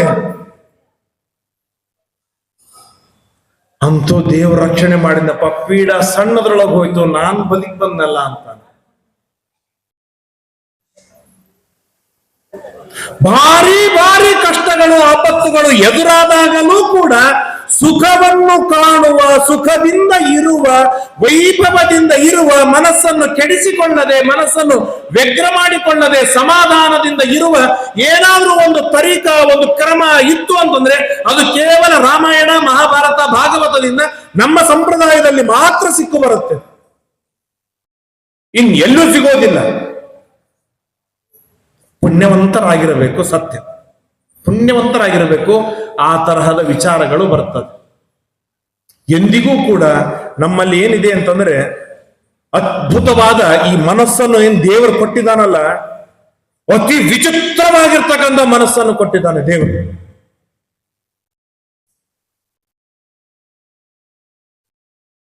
ಕಟಿ ಕಟಿ ಭಕ್ರಿ ಮೆಣಸಿನಕಾಯಿ ಮುದ್ದಿ ತಿಂದಾಗಲೂ ಸುಖವಾಗಿ, ಸಂತೋಷವಾಗಿ ಜೀವನವನ್ನು ಕಳೆದಿದ್ದು ನಾವು ನೋಡಿವಿ, ನಾವು ಕಂಡಿವಿ, ಅನೇಕ ಹಿರಿಯರಿಂದ ಕೇಳಿವಿ.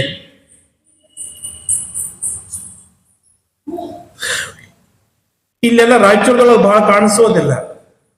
ಮುಂಬೈದೊಳಗೆ ಇರ್ಲಿಕ್ಕೆ ಮನಿ ಇರೋದಿಲ್ಲ ಅನೇಕರಿಗೆ. ದೊಡ್ಡ ದೊಡ್ಡ ಕುಟುಂಬವನ್ನು ತೆಗೆದುಕೊಂಡು ಸಣ್ಣ ಸಣ್ಣ ಹಳ್ಳಿ ಬಿಟ್ಟು ಬಂದ್ಬಿಟ್ಟಿರ್ತಾರೆ ದುಡಿಯೋದಕ್ಕಾಗಿ. ಅಕ್ಷರಶಃ ಫುಟ್ಪಾತ್ ಮೇಲೆ ಮಲಗಿರ್ತಾರೆ. ಭಾರಿ ಭಾರಿ ಟ್ರೇನ್ ಹೋಗ್ತಾ ಇರ್ತದೆ, ಬಸ್ ಹೋಗ್ತಾ ಇರ್ತವೆ, ರಾತ್ರಿ ಎಲ್ಲ ಲೈಟ್ ಇರ್ತದೆ, ಶಬ್ದವಿರ್ತದೆ, ಏನೇನೋ ಇರ್ತದೆ. ಆ ಫುಟ್ಪಾತ್ ಮೇಲೂ ಕೂಡ ಸುಖವಾದ ನಿದ್ರೆಯನ್ನು ಮಾಡ್ತಾರೆ. ಮತ್ತೆ ಬೆಳಿಗ್ಗೆ 8 ತಾಸು 12 ತಾಸು ಕೆಲಸ ಮಾಡುವ ದೊಡ್ಡ ಉತ್ಸಾಹದಿಂದ ಎದ್ದು ಬರ್ತಾರೆ.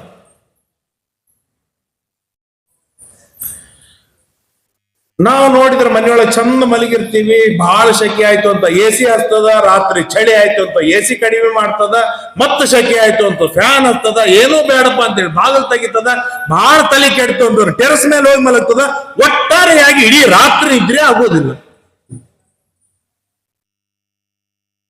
ಹಾಗಾಗಿ ಸುಖ ಕಾಣುವ ಬಗೆ ಗೊತ್ತಿಲ್ಲದೆ ಇರುವವರು ಈ ತರಹದ ಕಷ್ಟಗಳನ್ನು, ಆಪತ್ತುಗಳನ್ನು ಅವರು ಎದುರಿಸ್ತಾರೆ. ಹಾಗೆ ಎದುರಿಸಬೇಕಾದ ಅವಶ್ಯಕತೆ ಇಲ್ಲ ಲಕ್ಷ್ಮಣ. ಏನು ನೀನ್ ಏನ್ ಮಾಡು ಅಂತಂದ್ರೆ, ದಶರಥನೇ ರಾಮ ಅಂತ ತಿಳಿ ಅಪ್ಪನ ವಶದೊಳಗೆ ನೀನಿದ್ದೀಯ, ಸೀತೆಯನ್ನೇ ಸುಮಿತ್ರ ಅಂತ ತಿಳಿ ತಾಯಿಯ ಮಗನಾಗಿ ಇದ್ದೀಯ, ಸಮಗ್ರವಾಗಿರ್ತಕ್ಕಂಥ ಅರಣ್ಯವನ್ನೇ ನೀನು ಅಯೋಧ್ಯ ಪಟ್ಟಣ ಅಂತೇಳಿ ನಿನಗೆ ಯಾವ ಕಷ್ಟವಿದೆಯೋ, ನಿನಗೇನು ದುಃಖವಿದೆ, ವೈಭವದಿಂದ ಜೀವನ ಮಾಡ್ತೇವೆ ಹೋಗು ಅಂತ ಹೇಳಿ ಉತ್ಸಾಹ ಕೊಟ್ಟು, ಹುರುಪು ಕೊಟ್ಟು, ಆಶೀರ್ವಾದವನ್ನು ಮಾಡಿ ಹೊರಟು ಸುಮಿತ್ರ. ಆಗ ಅಲ್ಲಿಯೇ ರಥವಿತ್ತು. ರಥದ ಮೇಲೆ ಸುಮಂತ್ರ ತಾನು ಕಾಯ್ದು ಕುಳಿತಿದ್ದ. ಏರು ಸುಮಂತ್ರ ನಡಿ ಅಂತ ಹೇಳಿದ. ರಾಮ ತಾನು ಏರಿದ, ಸೀತೆಯನ್ನು ಏರಿಸಿಕೊಂಡ. ಲಕ್ಷ್ಮಣ ಏರಪ್ಪ ಅಂತ ಹೇಳಿದ. 3 ಜನ ಏರಿದ್ರು. ನಡಿ ಹೊರಡು. ದಶರಥ ಬೇಡ ಅಂತ ಇದ್ದಾನೆ, ಬಾಯಿ ಒಣಗಿದೆ, ಚೀರ್ತಾ ಇದ್ದಾನೆ, ಕೈ ಮಾಡ್ತಾ ಇದ್ದಾನೆ, ಏನು ಕೇಳಿಲ್ಲ. ಹೊಡು ಹೊಡು ನಡು ಅಂತ ಹೇಳ್ದ. ಹೊರಟ. ಹಾ ರಾಮೇತಿ ಜನ ಕೇಚಿತ್ ರಾಮರಾಮೇತಿ ಚಾಪರೆ. ದಶರಥ ಮಹಾರಾಜ ದೊಡ್ಡ ಸಿಂಹಾಸನದ ಮೇಲೆ ಕೂತಿವಲ್ಲ, ಹಾ ರಾಮ ಅಂತ ಹೇಳಿ ದೊಪ್ಪಂತ ಕೆಳಗೆ ಬಿದ್ದು. ಜನ ಎಲ್ಲ ಚೀರ್ತಾ ಇದ್ದಾರೆ, ರಾಮ ರಾಮ ರಾಮ. ಹೊರಟಿಯಲ್ಲೋ ಮಾರಾಯ, ನಮ್ಮನ್ನು ಬಿಟ್ಟು ಹೊರಟಿಯಲ್ಲ. ಇಡೀ ಅಯೋಧ್ಯ ಪಟ್ಟಣ ಸ್ಟನ್ ಆಗಿದೆ. ಎಲ್ಲಿ ನೋಡಿದಲ್ಲಿ ಕಣ್ಣೀರು ಬಿಟ್ಟರೆ ಇನ್ನೇನು ಕಾಣಿಸ್ತಾ ಇಲ್ಲ. ಆಗ ದಶರಥ ಮೇಲೆ ಕೂಡ್ತಾನೆ, ರಾಮ ಕಾಣಿಸಲಿ, ಸಾಧ್ಯವಿದ್ದಷ್ಟು ರಾಮನನ್ನು ನೋಡೋಣ ಅಂತ ಹೇಳಿ ನೋಡ್ತಾ ಇರ್ತಾನೆ. ಜನ ಎಲ್ಲ ಅಡ್ಡಡ್ಡ ಬರ್ತಾರೆ, ಲಕ್ಷ ಲಕ್ಷ ಜನ ಎದುರಿಗೆ ಬರ್ತಾರೆ, ರಥ ಬಂದು ಬಿಡಬಾರ್ದು ಅಂತ. ಹೇಗಾದ್ರೂ ಮಾಡಿ ರಾಮನನ್ನು ಉಳಿಸಿಕೊಳ್ಳೋಣ ಅಂತೇಳಿ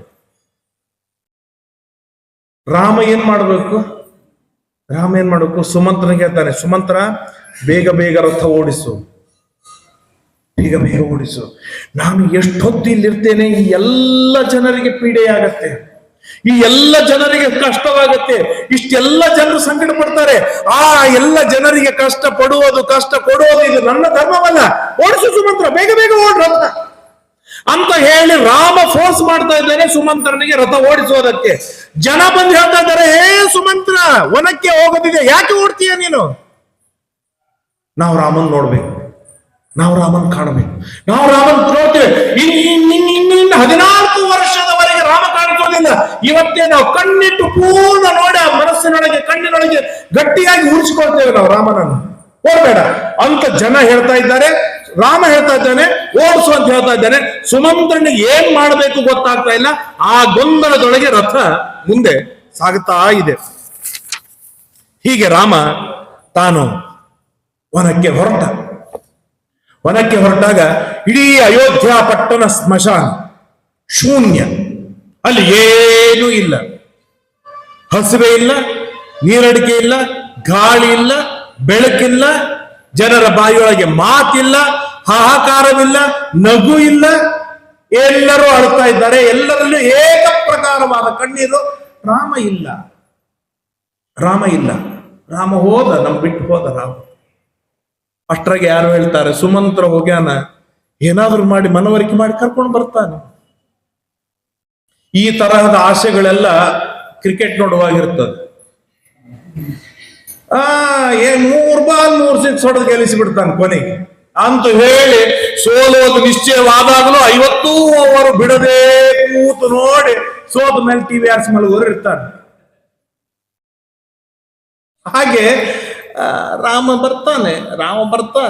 ಬರ್ಬೋದು ಅಂತ ಹೇಳಿ ಬಾಯಿ ತಕ್ಕೊಂಡು ಕೆಲವರು ಕುಳಿತುಕೊಂಡಿದ್ದಾರೆ. ಈಚೆ 1 ಗಂಟೆ 20 ನಿಮಿಷ 40 ನಿಮಿಷ ಮೂರ್ಛೆ ಹೋದ ದಶರಥ ರಾಜ. ಏನ್ ಮಾಡ್ಬೇಕು ಗೊತ್ತಾಗ್ಲಿಲ್ಲ. ಎಚ್ಚರವಾದ ಮೇಲೆ ಹೇಳ್ತಾನೆ, ಕೌಸಲ್ಯ ಗೃಹಂ ಶೀಘ್ರಂ ರಾಮ ಮಾತು ನಯಂತು ಮಾಂ. ಈಗ ಹೇಳ್ತಾನೆ, ನನ್ನನ್ನು ಕೌಸಲ್ಯ ಮನೆ ಕರೆದುಕೊಂಡು ಹೋಗ್ರಿಪ್ಪ, ರಾಮನ ತಾಯಿಯಾದ ಕೌಸಲ್ಯ ಮನೆ ಕರೆದುಕೊಂಡು ಹೋಗಿ, ನಾ ಇಲ್ಲಿ ಇರುವುದಿಲ್ಲ. ಎಂತಾರೆ, ಸತ್ತ ಮೇಲೆ ಬುದ್ಧಿ ಬಂತು ಅಂತ ಹೇಳ್ತಾರಲ್ಲ ಹಾಗೆ ಹೇಳ್ತಾನೆ, ನಾನು ಇಲ್ಲಿ ಇರುವುದಿಲ್ಲ, ಕೌಸಲ್ಯ ಮನೆ ಕರ್ಕೊಂಡು ಹೋಗ್ಬಿಡಿ, ನಾನು ಹೋಗ್ತೇನೆ. ಹೆಣ್ಣತ್ರ ಮಮಾಶ್ವಾಸ ಹೃದಯಸ್ಯ ಭವಿಷ್ಯತಿ. ನಾನು ಎಲ್ಲಿ ಹೋದ್ರೂ ನನ್ನ ಮನಸ್ಸಿಗೆ ಸಮಾಧಾನ ಸಿಗುವುದಿಲ್ಲ, ಕೌಸಲ್ಯ ಬಳಿಯೇ ನನಗೆ ಸಮಾಧಾನ ಸಿಗತ್ತೆ ಅಂತ ಹೇಳಿ ಬಡಬಡಿಸ್ತಾ ಇದ್ದಾನೆ. ಅವನನ್ನು ಎತ್ತಿಕೊಂಡು ಹೋಗಿ ಕೌಸಲ್ಯ ಮನೆಗೆ ಹಾಕಿದ್ರು ದಶರಥನ.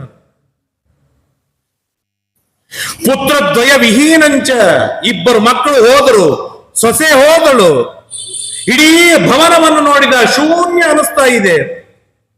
ಉಚ್ಚ ಸ್ವರೈಣ ಪ್ರಾಕ್ರೋಶ, ಜೋರಾಗಿ ಚೀರ್ತಾ ಇದ್ದಾನೆ, ರಾಮ ರಾಮ ರಾಮ ರಾಮ. ಹೋದೆ ಅಲ್ಲೋ ಮಹಾರಾಜ, ನಾನು ಬಿಟ್ಟು ಹೋದೆ ಅಲ್ಲ. ಎಷ್ಟು ರಾಮನ ಮೇಲೆ ಪ್ರೀತಿ ಇರ್ಬೇಕು ನೋಡಿ.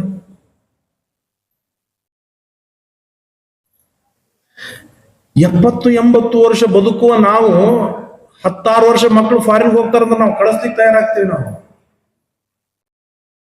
ವಿದ್ಯಾಪೀಠ ಕಳಿಸೋದಿಲ್ಲ, ಆದ್ರೂ ಹೊರಗೆ ಹೋಗ್ತಾ ಅಂತ ನಾವು ಕಳಿಸ್ಲಿಕ್ಕೆ ಸಿದ್ಧರಾಗ್ತೀವಿ.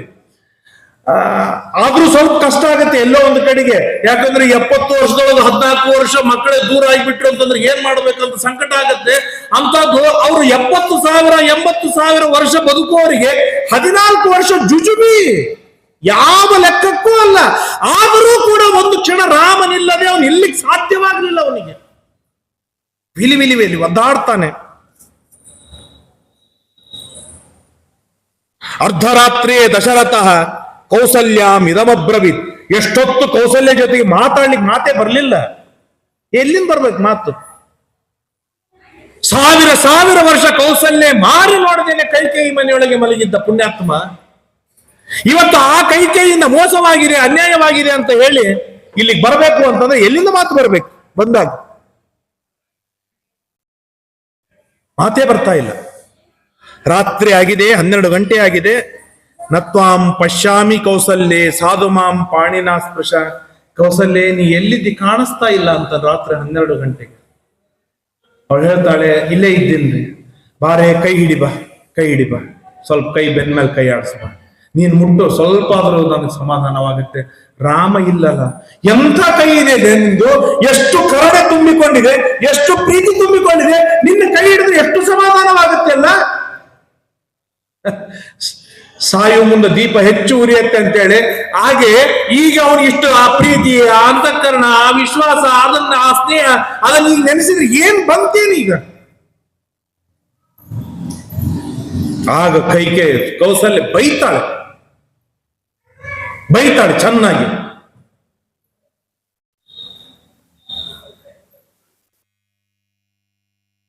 ಎಂಥ ರಾಮ ತನ್ನ ಇಡಿಯಾದ ಜೀವನದೊಳಗೆ ಒಂದು ತಪ್ಪು ಮಾಡಿದ್ದಾನೇನೆ ಹೇಳು ರಾಮ. ಕೈ ಕೇಳ್ತಾಳೆ ಕೌಸಲ್ಯ, ಒಂದು ತಪ್ಪು ತೋರಿಸು. ಲಕ್ಷ ಜನ ಹೆಣ್ಣು ಮಕ್ಕಳು ದಾಸಿಯರು ನಮ್ಮ ಆಸ್ಥಾನದೊಳಗಿದ್ದಾರೆ, ರಾಜಭವನದೊಳಗಿದ್ದಾರೆ. ಒಂದು ಹೆಣ್ಣು ರಾಮನ ಬಗ್ಗೆ ತಪ್ಪಾದ ಕಲ್ಪನೆ ಇದ್ದದ್ದು ತೋರಿಸಿಕೊಡು. ಲಕ್ಷ ಕೋಟಿಯಷ್ಟು ಐಶ್ವರ್ಯ ರಾಜಭವನದಲ್ಲಿ ಬಿದ್ದಿದೆ, ಒಂದು ಐಶ್ವರ್ಯ ಹಿಂದೆ ಮುಂದೆ ರಾಮ ಮಾಡಿದ್ದು ತೋರಿಸಿಕೊಡಿ. ಸಾವಿರ ಜನ ಹಿರಿಯರು, ವೃದ್ಧರು, ಜ್ಞಾನಿಗಳಿದ್ದಾರೆ, ಒಬ್ಬರ ಮುಂದೆ ಅಹಂಕಾರದ ವರ್ತನೆ ಮಾಡಿದ್ದು ತೋರಿಸಿಕೊಡಿ. ಏನ್ ತಪ್ಪು ಮಾಡಿದಾನೆ ರಾಮ ವನಕ್ಕೆ ಕಳಿಸುವುದಕ್ಕೆ? ಏನ್ ತಪ್ಪು ಮಾಡಿದಾನೆ ರಾಮ? ಕೈಕೇಯಿ, ನಮ್ಮ ದೃಷ್ಟಿಯೊಳಗೆ ರಾಮ ತಪ್ಪು ಮಾಡಿದ್ದು ಬೇಡ, ನಿನ್ನ ದೃಷ್ಟಿಯೊಳಗೆ ಏನ್ ತಪ್ಪು ಮಾಡ್ಯಾನ ಹೇಳಿ. ನನಗೆ ರಾಮನ ಮೇಲೆ ಸ್ನೇಹವಿದೆ, ಹಾಗಾಗಿ ರಾಮನ ದೋಷಗಳೆಲ್ಲ ನಮಗೆ ಗುಣವಾಗಿ ನಮಗೆ ಕಾಣಬಹುದು. ಯಾಕೆ? ಆ ಪ್ರೀತಿಯ ವೈಭವನೇ ಅದು.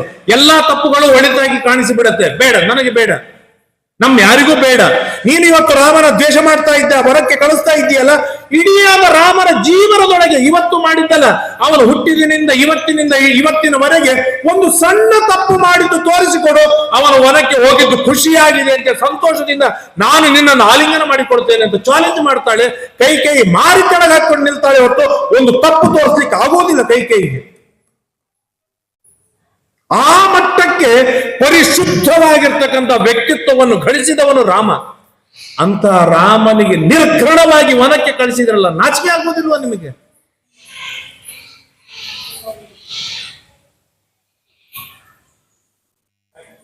ಬಹಳಷ್ಟು ಬೈತಾಳೆ. ಒಂದು ತಿಳಿದುಕೊಳ್ಳಿ, ಇವತ್ತು ರಾಮ ವನಕ್ಕೆ ಹೋದ, ಕೈಕೇಯಿ ಬಲಾಢ್ಯಳಾದಳು, ಮತ್ತೆ ನನಗೆ ದುಃಖ ಮಾತ್ರ ಕಟ್ಟಿಟ್ಟ ಬುತ್ತಿ.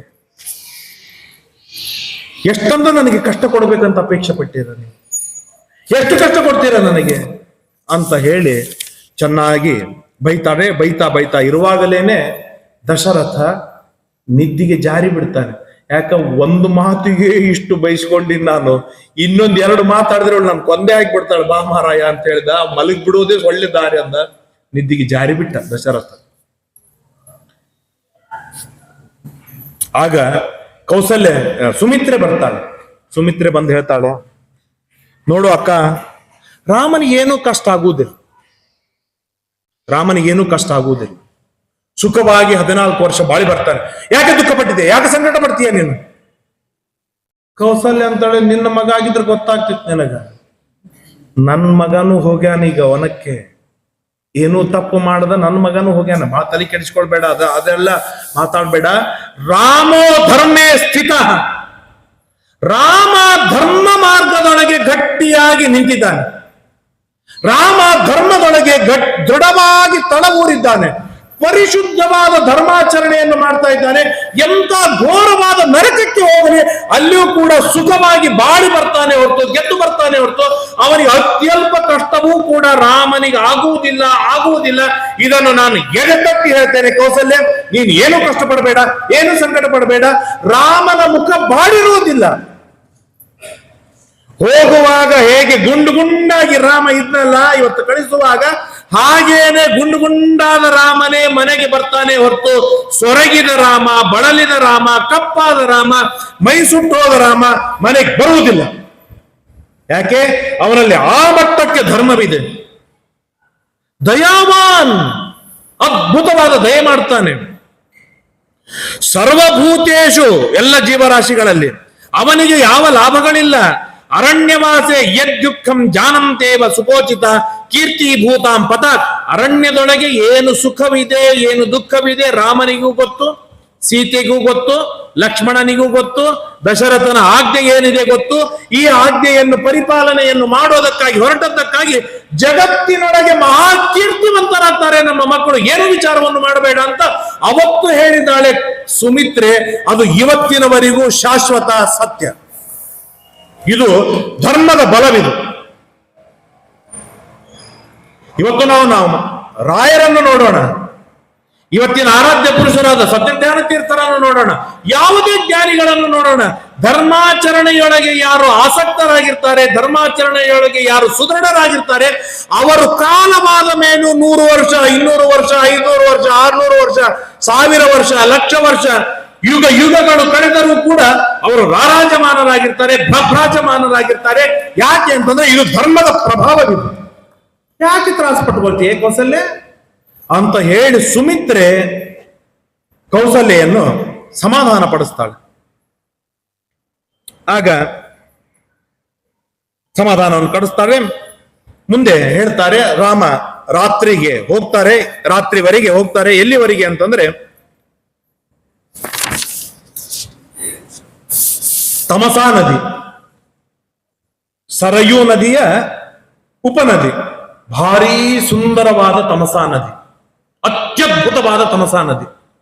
ಅದರ ವರ್ಣನೆ ಎಲ್ಲ ಮೊದಲಿಗೆ ಬರ್ತದೆ. ಬಹಳ ಸುಂದರವಾದಂತಹ ನದಿ. ಆ ನದಿಯ ದಂಡೆಗೆ ಸೂರ್ಯಾಸ್ತದ ಹೊತ್ತಿಗೆ ಬಂದು ಸೇರ್ತಾರೆ. ಸೇರಿದಾಗ ಲಕ್ಷ್ಮಣ ಸೀತೆಯನ್ನು ನೋಡಿ ರಾಮ ಹೇಳ್ತಾನೆ, ಇವತ್ತು ಇಲ್ಲೇ ವಾಸ ಮಾಡೋಣ, ರಾತ್ರಿ ಇಲ್ಲೇ ಕಳೆಯೋಣಂತೆ, ತುಂಬಾ ಟಯರ್ಡ್ ಆಗಿದೆ. ಅಷ್ಟರೊಳಗೆ ಯಾರೋ ಬಂದು ಕೇಳ್ತಾರೆ, ಮತ್ತೆ ಬೆಳಿಗ್ಗಿಂದ ರಾಮಂದು ಊಟ ಆಗಿಲ್ಲ, ಯಾರೂ ಊಟ ಮಾಡಿಲ್ಲ. ಸಾವಿರ ಜನ ಹಿಂದೆ ಬೆನ್ನತ್ತಿ ಬಂದಿದ್ದಾರೆ, ಲಕ್ಷ ಜನ ಹಿಂದೆ ಬೆನ್ನತ್ತಿ ಬಂದಿದ್ದಾರೆ.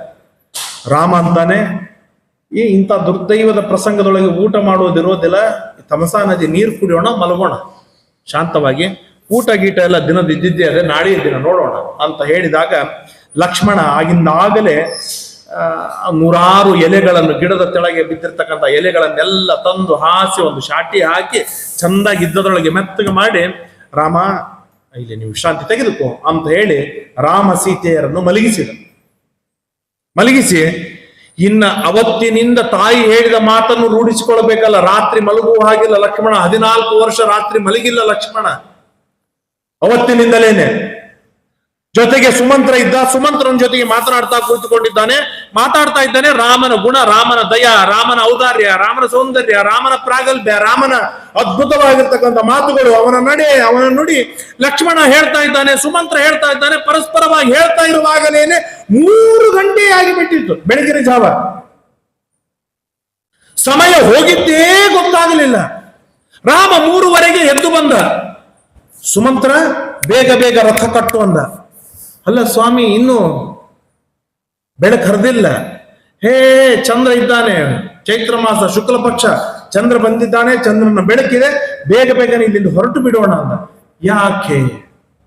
ಅಲ್ಲ, ಈ ಲಕ್ಷ ಜನರು ನಮ್ಮ ಹಿಂದೆ ಬಂದಿದ್ದಾರೆ, ಇವ್ರನ್ನೆಲ್ಲ ಕರೆದುಕೊಂಡು ರಾಮ ವನಕ್ಕೆ ಹೋಗಿದ್ದಾನೆ ಅಂದ್ರೆ ಅಲ್ಲಿ ಕೈ ವಿಚಾರ ಮಾಡ್ತಾಳೆ. ರಾಮನೇ ಒಂದು ಪ್ರತ್ಯೇಕ ರಾಜ್ಯ ಕಟ್ಟಿಕೊಂಡು ನಮ್ಮ ಮೇಲೆ ದಾಳಿ ಮಾಡಿದ್ರೆ ಏನ್ ಮಾಡ್ಬೇಕು ಎಲ್ಲೋ ಸಂಶಯ ದಶರಥನಿಗಾಗಲಿ ಭರತನಿಗಾಗಲಿ ಕೈಗಾಗಲಿ ಬರುವ ಹಾಗಿಲ್ಲ.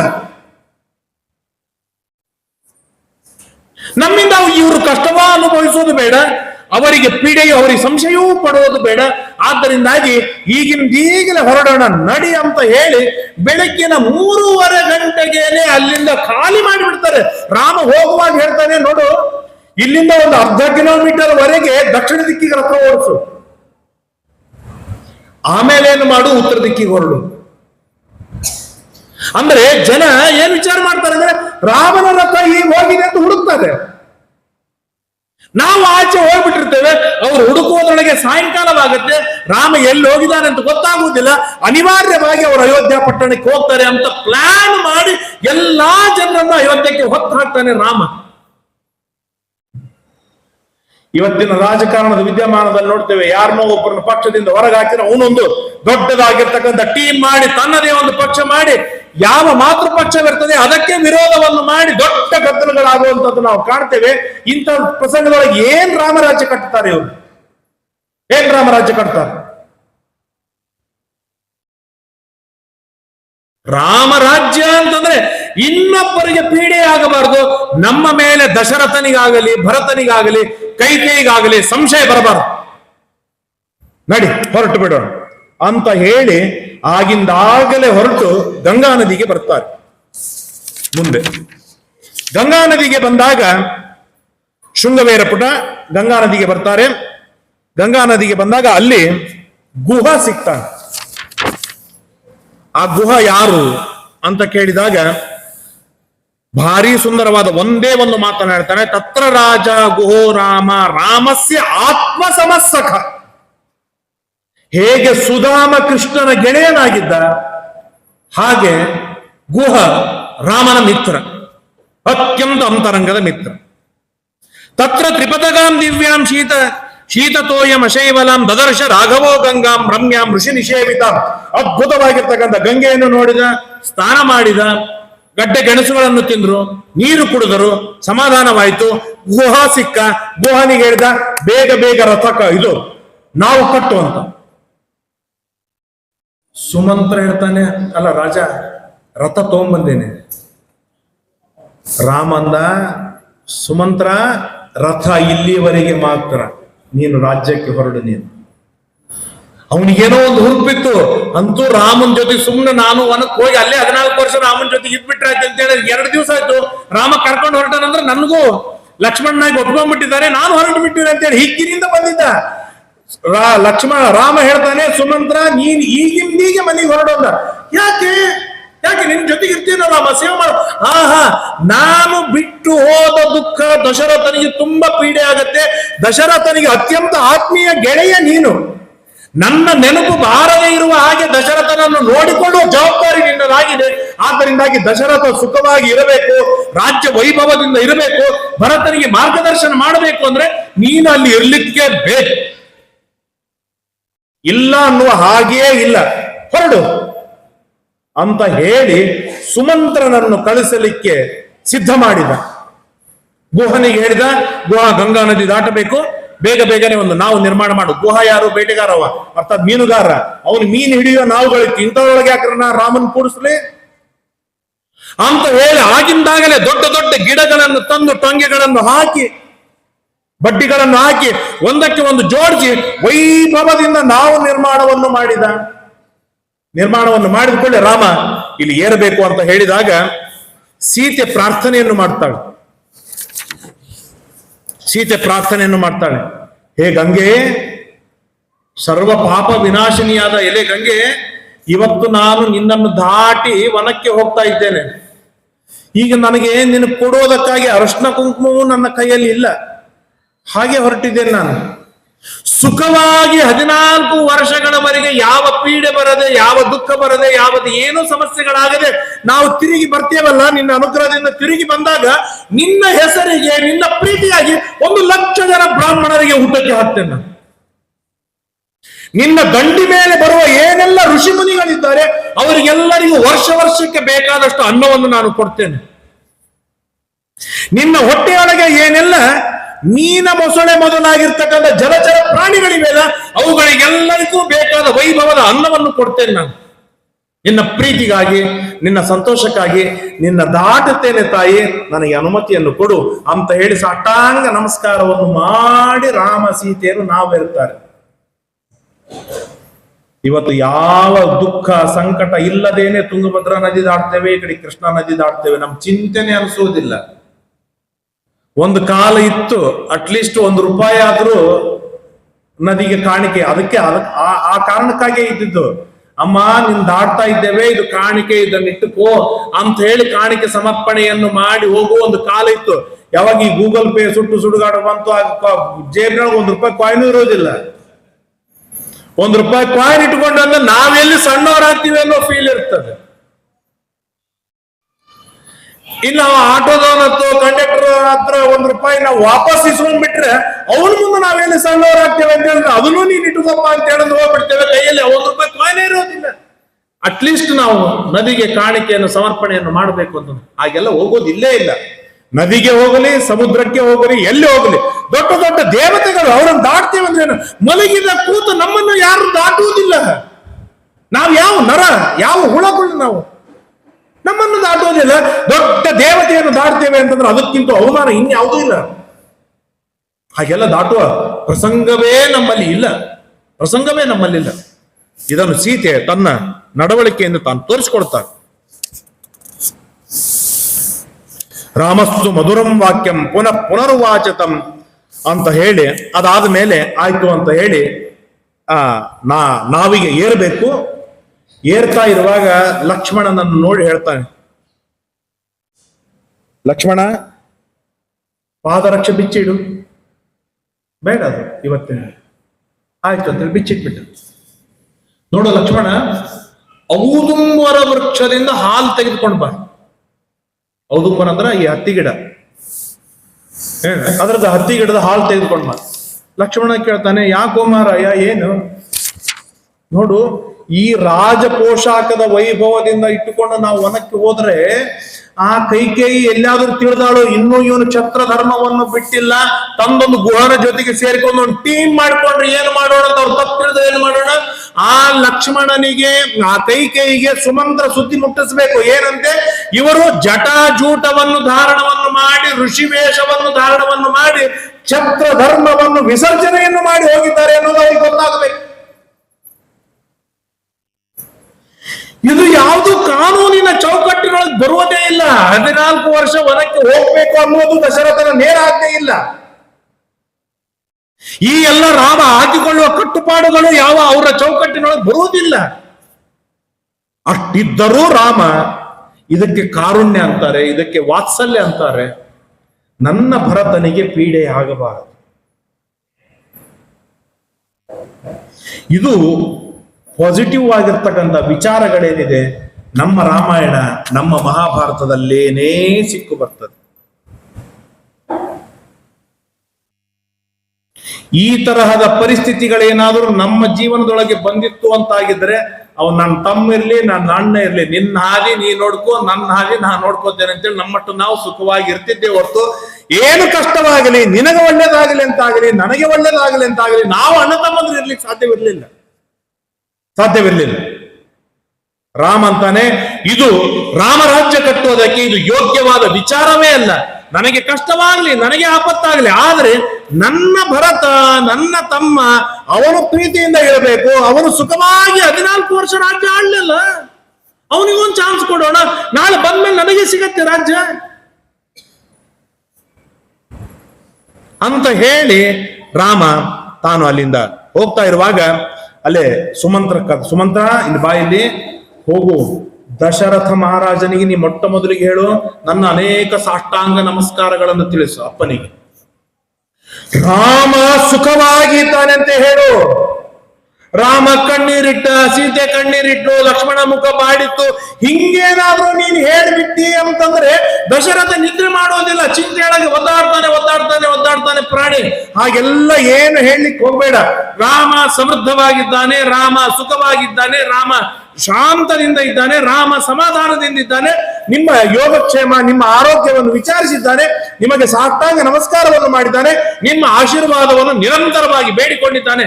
ಇಷ್ಟನ್ನು ಹೋಗಿ ನೀನು ದಶರಥ, ಕೌಸಲ್ಯ ಹೇಳು, ಕೈಕೇಯಿಗೂ ಮರಿಬೇಡ, ಮತ್ತ ಕೈಕೇಯಿಗೂ ಹೋಗಿ ಹೇಳು. ಇದು ಕೈಕೇಯಿ ಮೇಲಿನ ಪ್ರೀತಿ. ಇದು ತನ್ನ ಕುತಂತ್ರದಿಂದ, ತನ್ನ ದುರ್ವಿಚಾರದಿಂದ, ತನ್ನ ದುರ್ಬುದ್ಧಿಯಿಂದ ರಾಮನನ್ನು ಹೊರಗಾಕಿದರೂ ಕೂಡ ರಾಮ ಅವಳಿಗೆ ನಮಸ್ಕಾರ ಮಾಡ್ತಾನೆ, ಅವಳ ಆಶೀರ್ವಾದವಿರ್ಲಿ ಅಂತ ಬೇಡ್ತಾನಲ್ಲ. ಇದು ರಾಮನ ವ್ಯಕ್ತಿತ್ವ, ಇದು ರಾಮನ ದೊಡ್ಡಸ್ತನಿಕೆ, ಇದುವೇ ಗುಣವಂತರ ಒಂದು ವೈಭವವಿದೆ, ಗುಣವಂತರ ವೈಭವವಿದೆ. ಯೋಗಕ್ಷೇಮೋ ಹಿ ಸೀತಾಯ ವರ್ತತೆ ಲಕ್ಷ್ಮಣಾವಯೋ ರಾತ್ರಿಂ ಕದಂಚಿದವ ಅಂತ ಇಷ್ಟು ಹೇಳಿ ಅಲ್ಲಿಂದ ಸುಮಂತ್ರನನ್ನು ಕೊಟ್ಟು ಕಳಿಸಿದ. ಸುಮಂತ್ರ ಹೋದ. ಈ ಕಡೆಗೆ ಗುಹ ಗಂಗಾ ನದಿಯನ್ನು ದಾಟಿಸಿ ಪ್ರಯಾಗಕ್ಕೆ ಕರೆದುಕೊಂಡು ಬಂದ. ಪ್ರಯಾಗ ಕ್ಷೇತ್ರಕ್ಕೆ ಬಂದಾಗ ಲಕ್ಷ್ಮಣ ಎಲ್ಲ ವ್ಯವಸ್ಥೆ ಮಾಡಿದ. ಊಟವಾಯ್ತು, ಅಂದ್ರೆ ಗಡ್ಡಿ ಗೆಣಸುಗಳನ್ನ ತಿಂದ್ರು, ಎಲ್ಲ ಮುಗೀತು, ಎಲ್ಲ ಸೆಟ್ ಆಗಿತ್ತು. ಅಟ್ರಾಗ 4-5 ದಿವಸ ಆಗಿತ್ತು, ವನವಾಸ ಸೆಟ್ ಆಗಿತ್ತು. ಲಕ್ಷ್ಮಣ ಬಂದ, ಲಕ್ಷ್ಮಣನ್ ಕರೆದ ರಾಮ, ಲಕ್ಷ್ಮಣ ಬಾ ಇಲ್ಲ. ಓಡಿ ಬಂದ ಲಕ್ಷ್ಮಣ. ಏನಣ್ಣ? ಅಲ್ಲ, ನೀನು ನಮ್ಮ ಜೊತೆಗೆ ಬಂದ್ಬಿಟ್ರೆ ಅಲ್ಲಿ ಕೌಸಲ್ಯ ಸುಮಿತ್ರೆಯನ್ನು ಯಾರು ನೋಡಿಕೊಳ್ಳೋರು?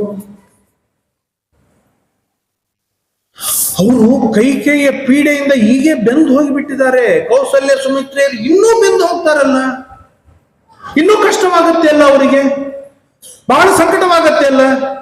ತಾಯಿಗೆ ಸಂಕಟ ಕೊಡುವುದು ನಮ್ಮ ಧರ್ಮವೇನಾ ಲಕ್ಷ್ಮಣ? ಅಲ್ಲಲ್ವಾ? ಹಾಗಾಗಿ ಒಂದು ಹೇಳ್ತೇನೆ ಕೇಳಿಲ್ಲಿ, ನೀನು 5 ದಿನ ಬಂದೆ, ನಾವೊಂದು ರೀತಿಯಿಂದ ಸೆಟ್ ಆಗಿಬಿಟ್ಟಿದ್ದೇವೆ, ಸೀತೆಯೂ ಸೆಟ್ ಆಗಿದ್ದಾಳೆ, ಏನು ಗಡ್ಡಿ ಗೆಣಸು ನಾನು ತರ್ತೇನೆ, ತಿಂತೇವೆ, ಇಬ್ರು ನಡೀತೇವೆ, ಏನು ಅನ್ನೋದ್ರೊಳಗೇನೆ 14 ವರ್ಷ ಮುಗಿದೋಗ್ಬಿಡ್ತೆ, ನೀನು ಅಯೋಧ್ಯ ಪಟ್ಟಣಕ್ಕೆ ಹೋಗ್ತೀಯ, ಹೊರಟು ಬಿಡಿ ಅಂತ ಹೇಳಿ ಲಕ್ಷ್ಮಣನನ್ನು ಹೊತ್ತಾಕುವುದಕ್ಕಾಗಿ ಪ್ರಿಪೇರ್ ಮಾಡಿದ ರಾಮ. ಲಕ್ಷ್ಮಣ ಅಂದ, ನಿನ್ನ ಬಿಟ್ಟು ಹೋಗುವ ಮಾತು ನನಗೆ ಸಾಧ್ಯನೇ ಇಲ್ಲ. ಏನು ಕಷ್ಟ ಬರಲಿ, ಏನು ಆಪತ್ತು ಬರಲಿ, ಇನ್ನು ನೀನು ರಾಜ್ಯಕ್ಕೆ ಬರ್ತೀನಿ ಅಂತ ಹೇಳಿದರೆ, ನೀನು ರಾಜ್ಯ ಬರುವುದಕ್ಕೆ ದಶರಥ ಅಡ್ಡ ಬಂದ್ರೆ ದಶರಥನನ್ನು ಕೊಂದು ಹಾಕ್ತೇನೆ, ಭರತ ಅಡ್ಡ ಬಂದ್ರೆ ಭರತನನ್ನು ಕೊಂದು ಹಾಕ್ತೇನೆ, ಇಡೀ ರಾಜ್ಯ ವಿರೋಧ ಮಾಡಿದ್ರೆ ಇಡೀ ರಾಜ್ಯವನ್ನು ಧ್ವಂಸ ಮಾಡ್ತೇನೆ.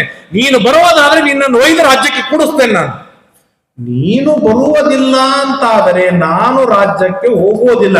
ನಿನ್ನ ಜೊತೆಗೇನೆ ಸಮುದ್ರ ಪ್ರವೇಶ ಮಾಡ್ತೇನೆ, ನಿನ್ನ ಜೊತೆಗೇನೆ ಅಗ್ನಿ ಪ್ರವೇಶ ಮಾಡ್ತೇನೆ, ನಿನ್ನ ಜೊತೆಗೇನೆ ನೀ ಎಲ್ಲ ಹೋಗ್ತೀಯ ಅಲ್ಲಿ ಬರ್ತೇನೆ ಒಟ್ಟಿಗೆ ನಾನು. ನಿನ್ನ ಬಿಟ್ಟು ಅನ್ಯರ ಭಜಿಸಿದರೆ ಎನಗೆ ಆಣೆ ರಂಗ, ಎನ್ನ ನೀ ಕೈ ಬಿಟ್ಟು ಹೋದರೆ ನಿನಗೆ ಆಣೆ ರಂಗ, ಎನಗೂ ಆಣೆ ರಂಗ ನಿನಗೂ ಆಣೆ ಎಂಬುದಾಗಿ ದಾಸರ ಆಣೆ. ಇಲ್ಲಿ ನಿನ್ನ ಬಿಟ್ಟು ಅನ್ಯರ ಭಜಿಸಿದರೆ ಎನಗೆ ಆಣೆ ಅಲ್ಲ, ನಿನ್ನ ಬಿಟ್ಟು ನಾನು ಅನ್ಯರನ್ನು ಭಜಿಸುವುದಲ್ಲ, ಅನ್ಯರನ್ನು ನೋಡ್ಲಿಕ್ಕೂ ಸಾಧ್ಯವಿಲ್ಲ. ನನ್ನ ಬದುಕು, ನನ್ನ ಉಸಿರು, ನನ್ನ ಜೀವನ, ನನ್ನ ನಡೆ, ನನ್ನ ನುಡಿ, ನನ್ನ ಮಾತು, ನನ್ನ ವಿಚಾರ, ನನ್ನ ಆಯುಷ್ಯ, ನನ್ನ ಆರೋಗ್ಯ, ನನ್ನ ಶ್ವಾಸೋಚ್ಛ್ವಾಸ, ನನ್ನ ಸರ್ವಸ್ವ ಎಲ್ಲವೂ ರಾಮ ನೀನು. ನಿನ್ ಜೊತೆಗೆ ನಾನು ಇರ್ತೇನೆ ಅಂತ ಹೇಳಿದಾಗ ಆಯ್ತು ಅಂತ ಹೇಳ್ತಾರೆ. ತೇಷಾಂ ರಾತ್ರಿ, ಆ ಅವತ್ತಿನ ರಾತ್ರಿ ಅಲ್ಲಿಯೇನೆ ವಾಸ ಮಾಡ್ತಾರೆ ಪ್ರಯಾಗದೊಳಗೆ. ಆಗ ಬೆಳಿಗ್ಗೆ ಎದ್ದಾಕ್ಷಣಕ್ಕೆ ಅಲ್ಲಿರುವ ಭರದ್ವಾಜ ಋಷಿಗಳಿಗೆ ಕೇಳ್ತಾನೆ, ಭರದ್ವಾಜರೇ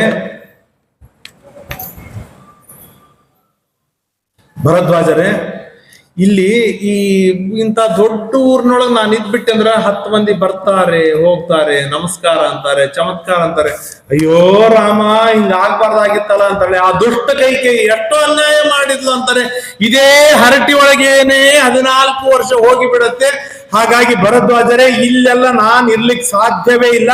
ನಾನು, ಲಕ್ಷ್ಮಣ, ಸೀತೆ 3 ಜನ ಬಿಟ್ರೆ 4ನೇದವರು ಆಸ್ಪದ ಇಲ್ಲದೆ ಇರುವಂತ ಯೋಗ್ಯವಾದ ಸ್ಥಳ ಯಾವ್ದಾದ್ರು ಇದ್ರೆ ಹೇಳಿ, ನಿಮ್ಗೆಲ್ಲ ಗೊತ್ತಿರುತ್ತಲ್ಲ ಹೇಳಿ ಅಂತ ಹೇಳಿದಾಗ ಆಗ ಅವ್ರು ಹೇಳ್ತಾರೆ, ಇಲ್ಲೇ ಚಿತ್ರಕೂಟ ಪರ್ವತವಿದೆ, ಆ ಚಿತ್ರಕೂಟಕ್ಕೆ ಹೋಗು ಅಂತ ಹೇಳಿದಾಗ ಗುಹನಿಗೆ ರಾಮ ಅನುಮತಿಯನ್ನು ಕೊಟ್ಟು, ನಿನ್ನ ಜೀವನ ನೀನು ನೋಡಿಕೋ, ಮತ್ತೆ ನಾನು ನಿನಗೆ ಭೇಟಿ ಆಗ್ತೇನೆ ಅಂತ ಹೇಳಿ ಗುಹ ಅಂತೂ ಬಹಳ ಆರ್ಗ್ಯುಮೆಂಟ್ ಮಾಡ್ತಾನೆ. ಬಿಟ್ಬಿಟ್ಟೆ. ಗುಹ ಹೇಳ್ತಾನೆ, ನನ್ನ ಜೊತೆಗೆ ಸೈನಿಕರಿದ್ದಾರೆ, ಹೋಗು, ನೀ ಇವತ್ತು ಹೂವನ್ನು ನಾವು ಹೋಗಿ ಏನಂತಾರೆ, ಇಡೀ ಅಯೋಧ್ಯ ಪಟ್ಟಣವನ್ನು ಚಂಡಾಡಿ ಬಂದ್ಬಿಡ್ತೇನೆ ನಾನು ಅಂತ ಹೇಳಿದಾಗ ರಾಮ ಹೇಳ್ತಾನೆ, ಶಕ್ತಿ ತೋರಿಸುವ ಸಾಮರ್ಥ್ಯವಲ್ಲ ಈಗ, ಸಮಯವಲ್ಲ ಈಗ, ತಂದೆಯ ಆಜ್ಞೆಯನ್ನು ಪರಿಪಾಲನೆಯನ್ನು ಮಾಡುವ ಸಮಯವಿದೆ.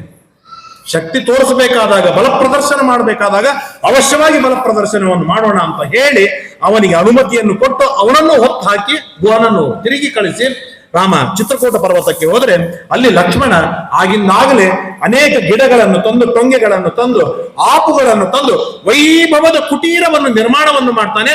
ಆ ಕುಟೀರಕ್ಕೆ ವಾಸ್ತುಶಾಂತಿಯನ್ನು ಮಾಡ್ತಾರೆ.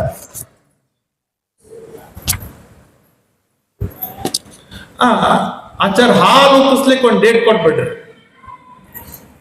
ಅವ್ರು ಆ ಡೇಟ್ ಫಿಕ್ಸ್ ಮಾಡ್ಕೊಂಡಿರ್ತಾರೆ ಯಾವುದೋ ಒಂದು. ಅವ್ರಿಗೆ ಅನುಕೂಲ ಆದ ಶನಿವಾರನೋ ಭಾನುವಾರನೋ ಏನೋ ಒಂದು ಅನುಕೂಲ ಮಾಡ್ಕೊಂಡಿರ್ತಾರೆ. ಯಾರು ಪಂಚಾಂಗ ನೋಡಿರಂಗಿಲ್ಲ, ಅವತ್ತು ಏನ್ ತಿಥಿ ಇದೆ, ಏನ್ ವಾರವಿದೆ, ಏನ್ ನಕ್ಷತ್ರವಿದೆ ಗೊತ್ತಿರೋದಿಲ್ಲ. ಅವ್ರು ವಾರ ನೋಡ್ಕೊಂಡು ಫಿಕ್ಸ್ ಮಾಡಿರ್ತಾರೆ. ಆಚಾರ್ಯ ನಾವ್ ಇಂಥ ವಾರ ನೋಡಿವೆ, ಅವತ್ತು ಹಾಲು ಕುಸ್ಲಿಕ್ಕೆ ಒಂದು ನಮ್ಗೆ ಅನುಮತಿ ಕೊಟ್ಟು. ಅಲ್ಲ, ಅವತ್ತು ಅಮಾವಾಸ್ಯೆ ಅದ, ಬರುವುದಿಲ್ಲ, ಬೇಡ. ಅದನ್ನೆಲ್ಲ ಹೇಳಲಿಕ್ಕೆ ಹೋಗ್ಬೇಡ್ರಿ. ಅದನ್ನೆಲ್ಲ ಹೇಳಲಿಕ್ಕೆ ಹೋಗ್ಬೇಡ್ರಿ ಕೇಳಿದಾರೆ ಕತ್ತಿ ಕಾಲಿ. ಕೇಳಿದ ಮೇಲೆ ಹೇಳಿದ್ ಕೇಳಲಿಕ್ಕೆ ತಯಾರಿಲ್ಲ, ತಮ್ಮ ತಲೆಗೆ ಇದ್ದದ್ದೇ ಮಾಡೋದಾದ್ರೆ ಕೇಳಬೇಕು ಯಾಕೆ? ಹೋಗಿ ಅಂತ ದರಿದ್ರ ದಿವಸ ಹಾಲು ಉಕ್ಕಿಸಿ ಏನಂತಾರೆ ವೈಭವದಿಂದ ಜೀವನವನ್ನು ಮಾಡಿ ತುಂಬಾ ಪ್ರಯತ್ನ ಪಡ್ತಾರೆ, ಆಗುವುದೇ ಇಲ್ಲ. ಆದ್ರೆ ರಾಮ ಹಾಗೆ ಮಾಡ್ಲಿಲ್ಲ. ಅತ್ಯಂತ ಕಾಡಿನೊಳಗೆ ರಾಮ ಲಕ್ಷ್ಮಣ ಸೀತೆಯರು ಬಿಟ್ಟರೆ 3-4ನೇ ವ್ಯಕ್ತಿ ಅಲ್ಲಿಲ್ಲ.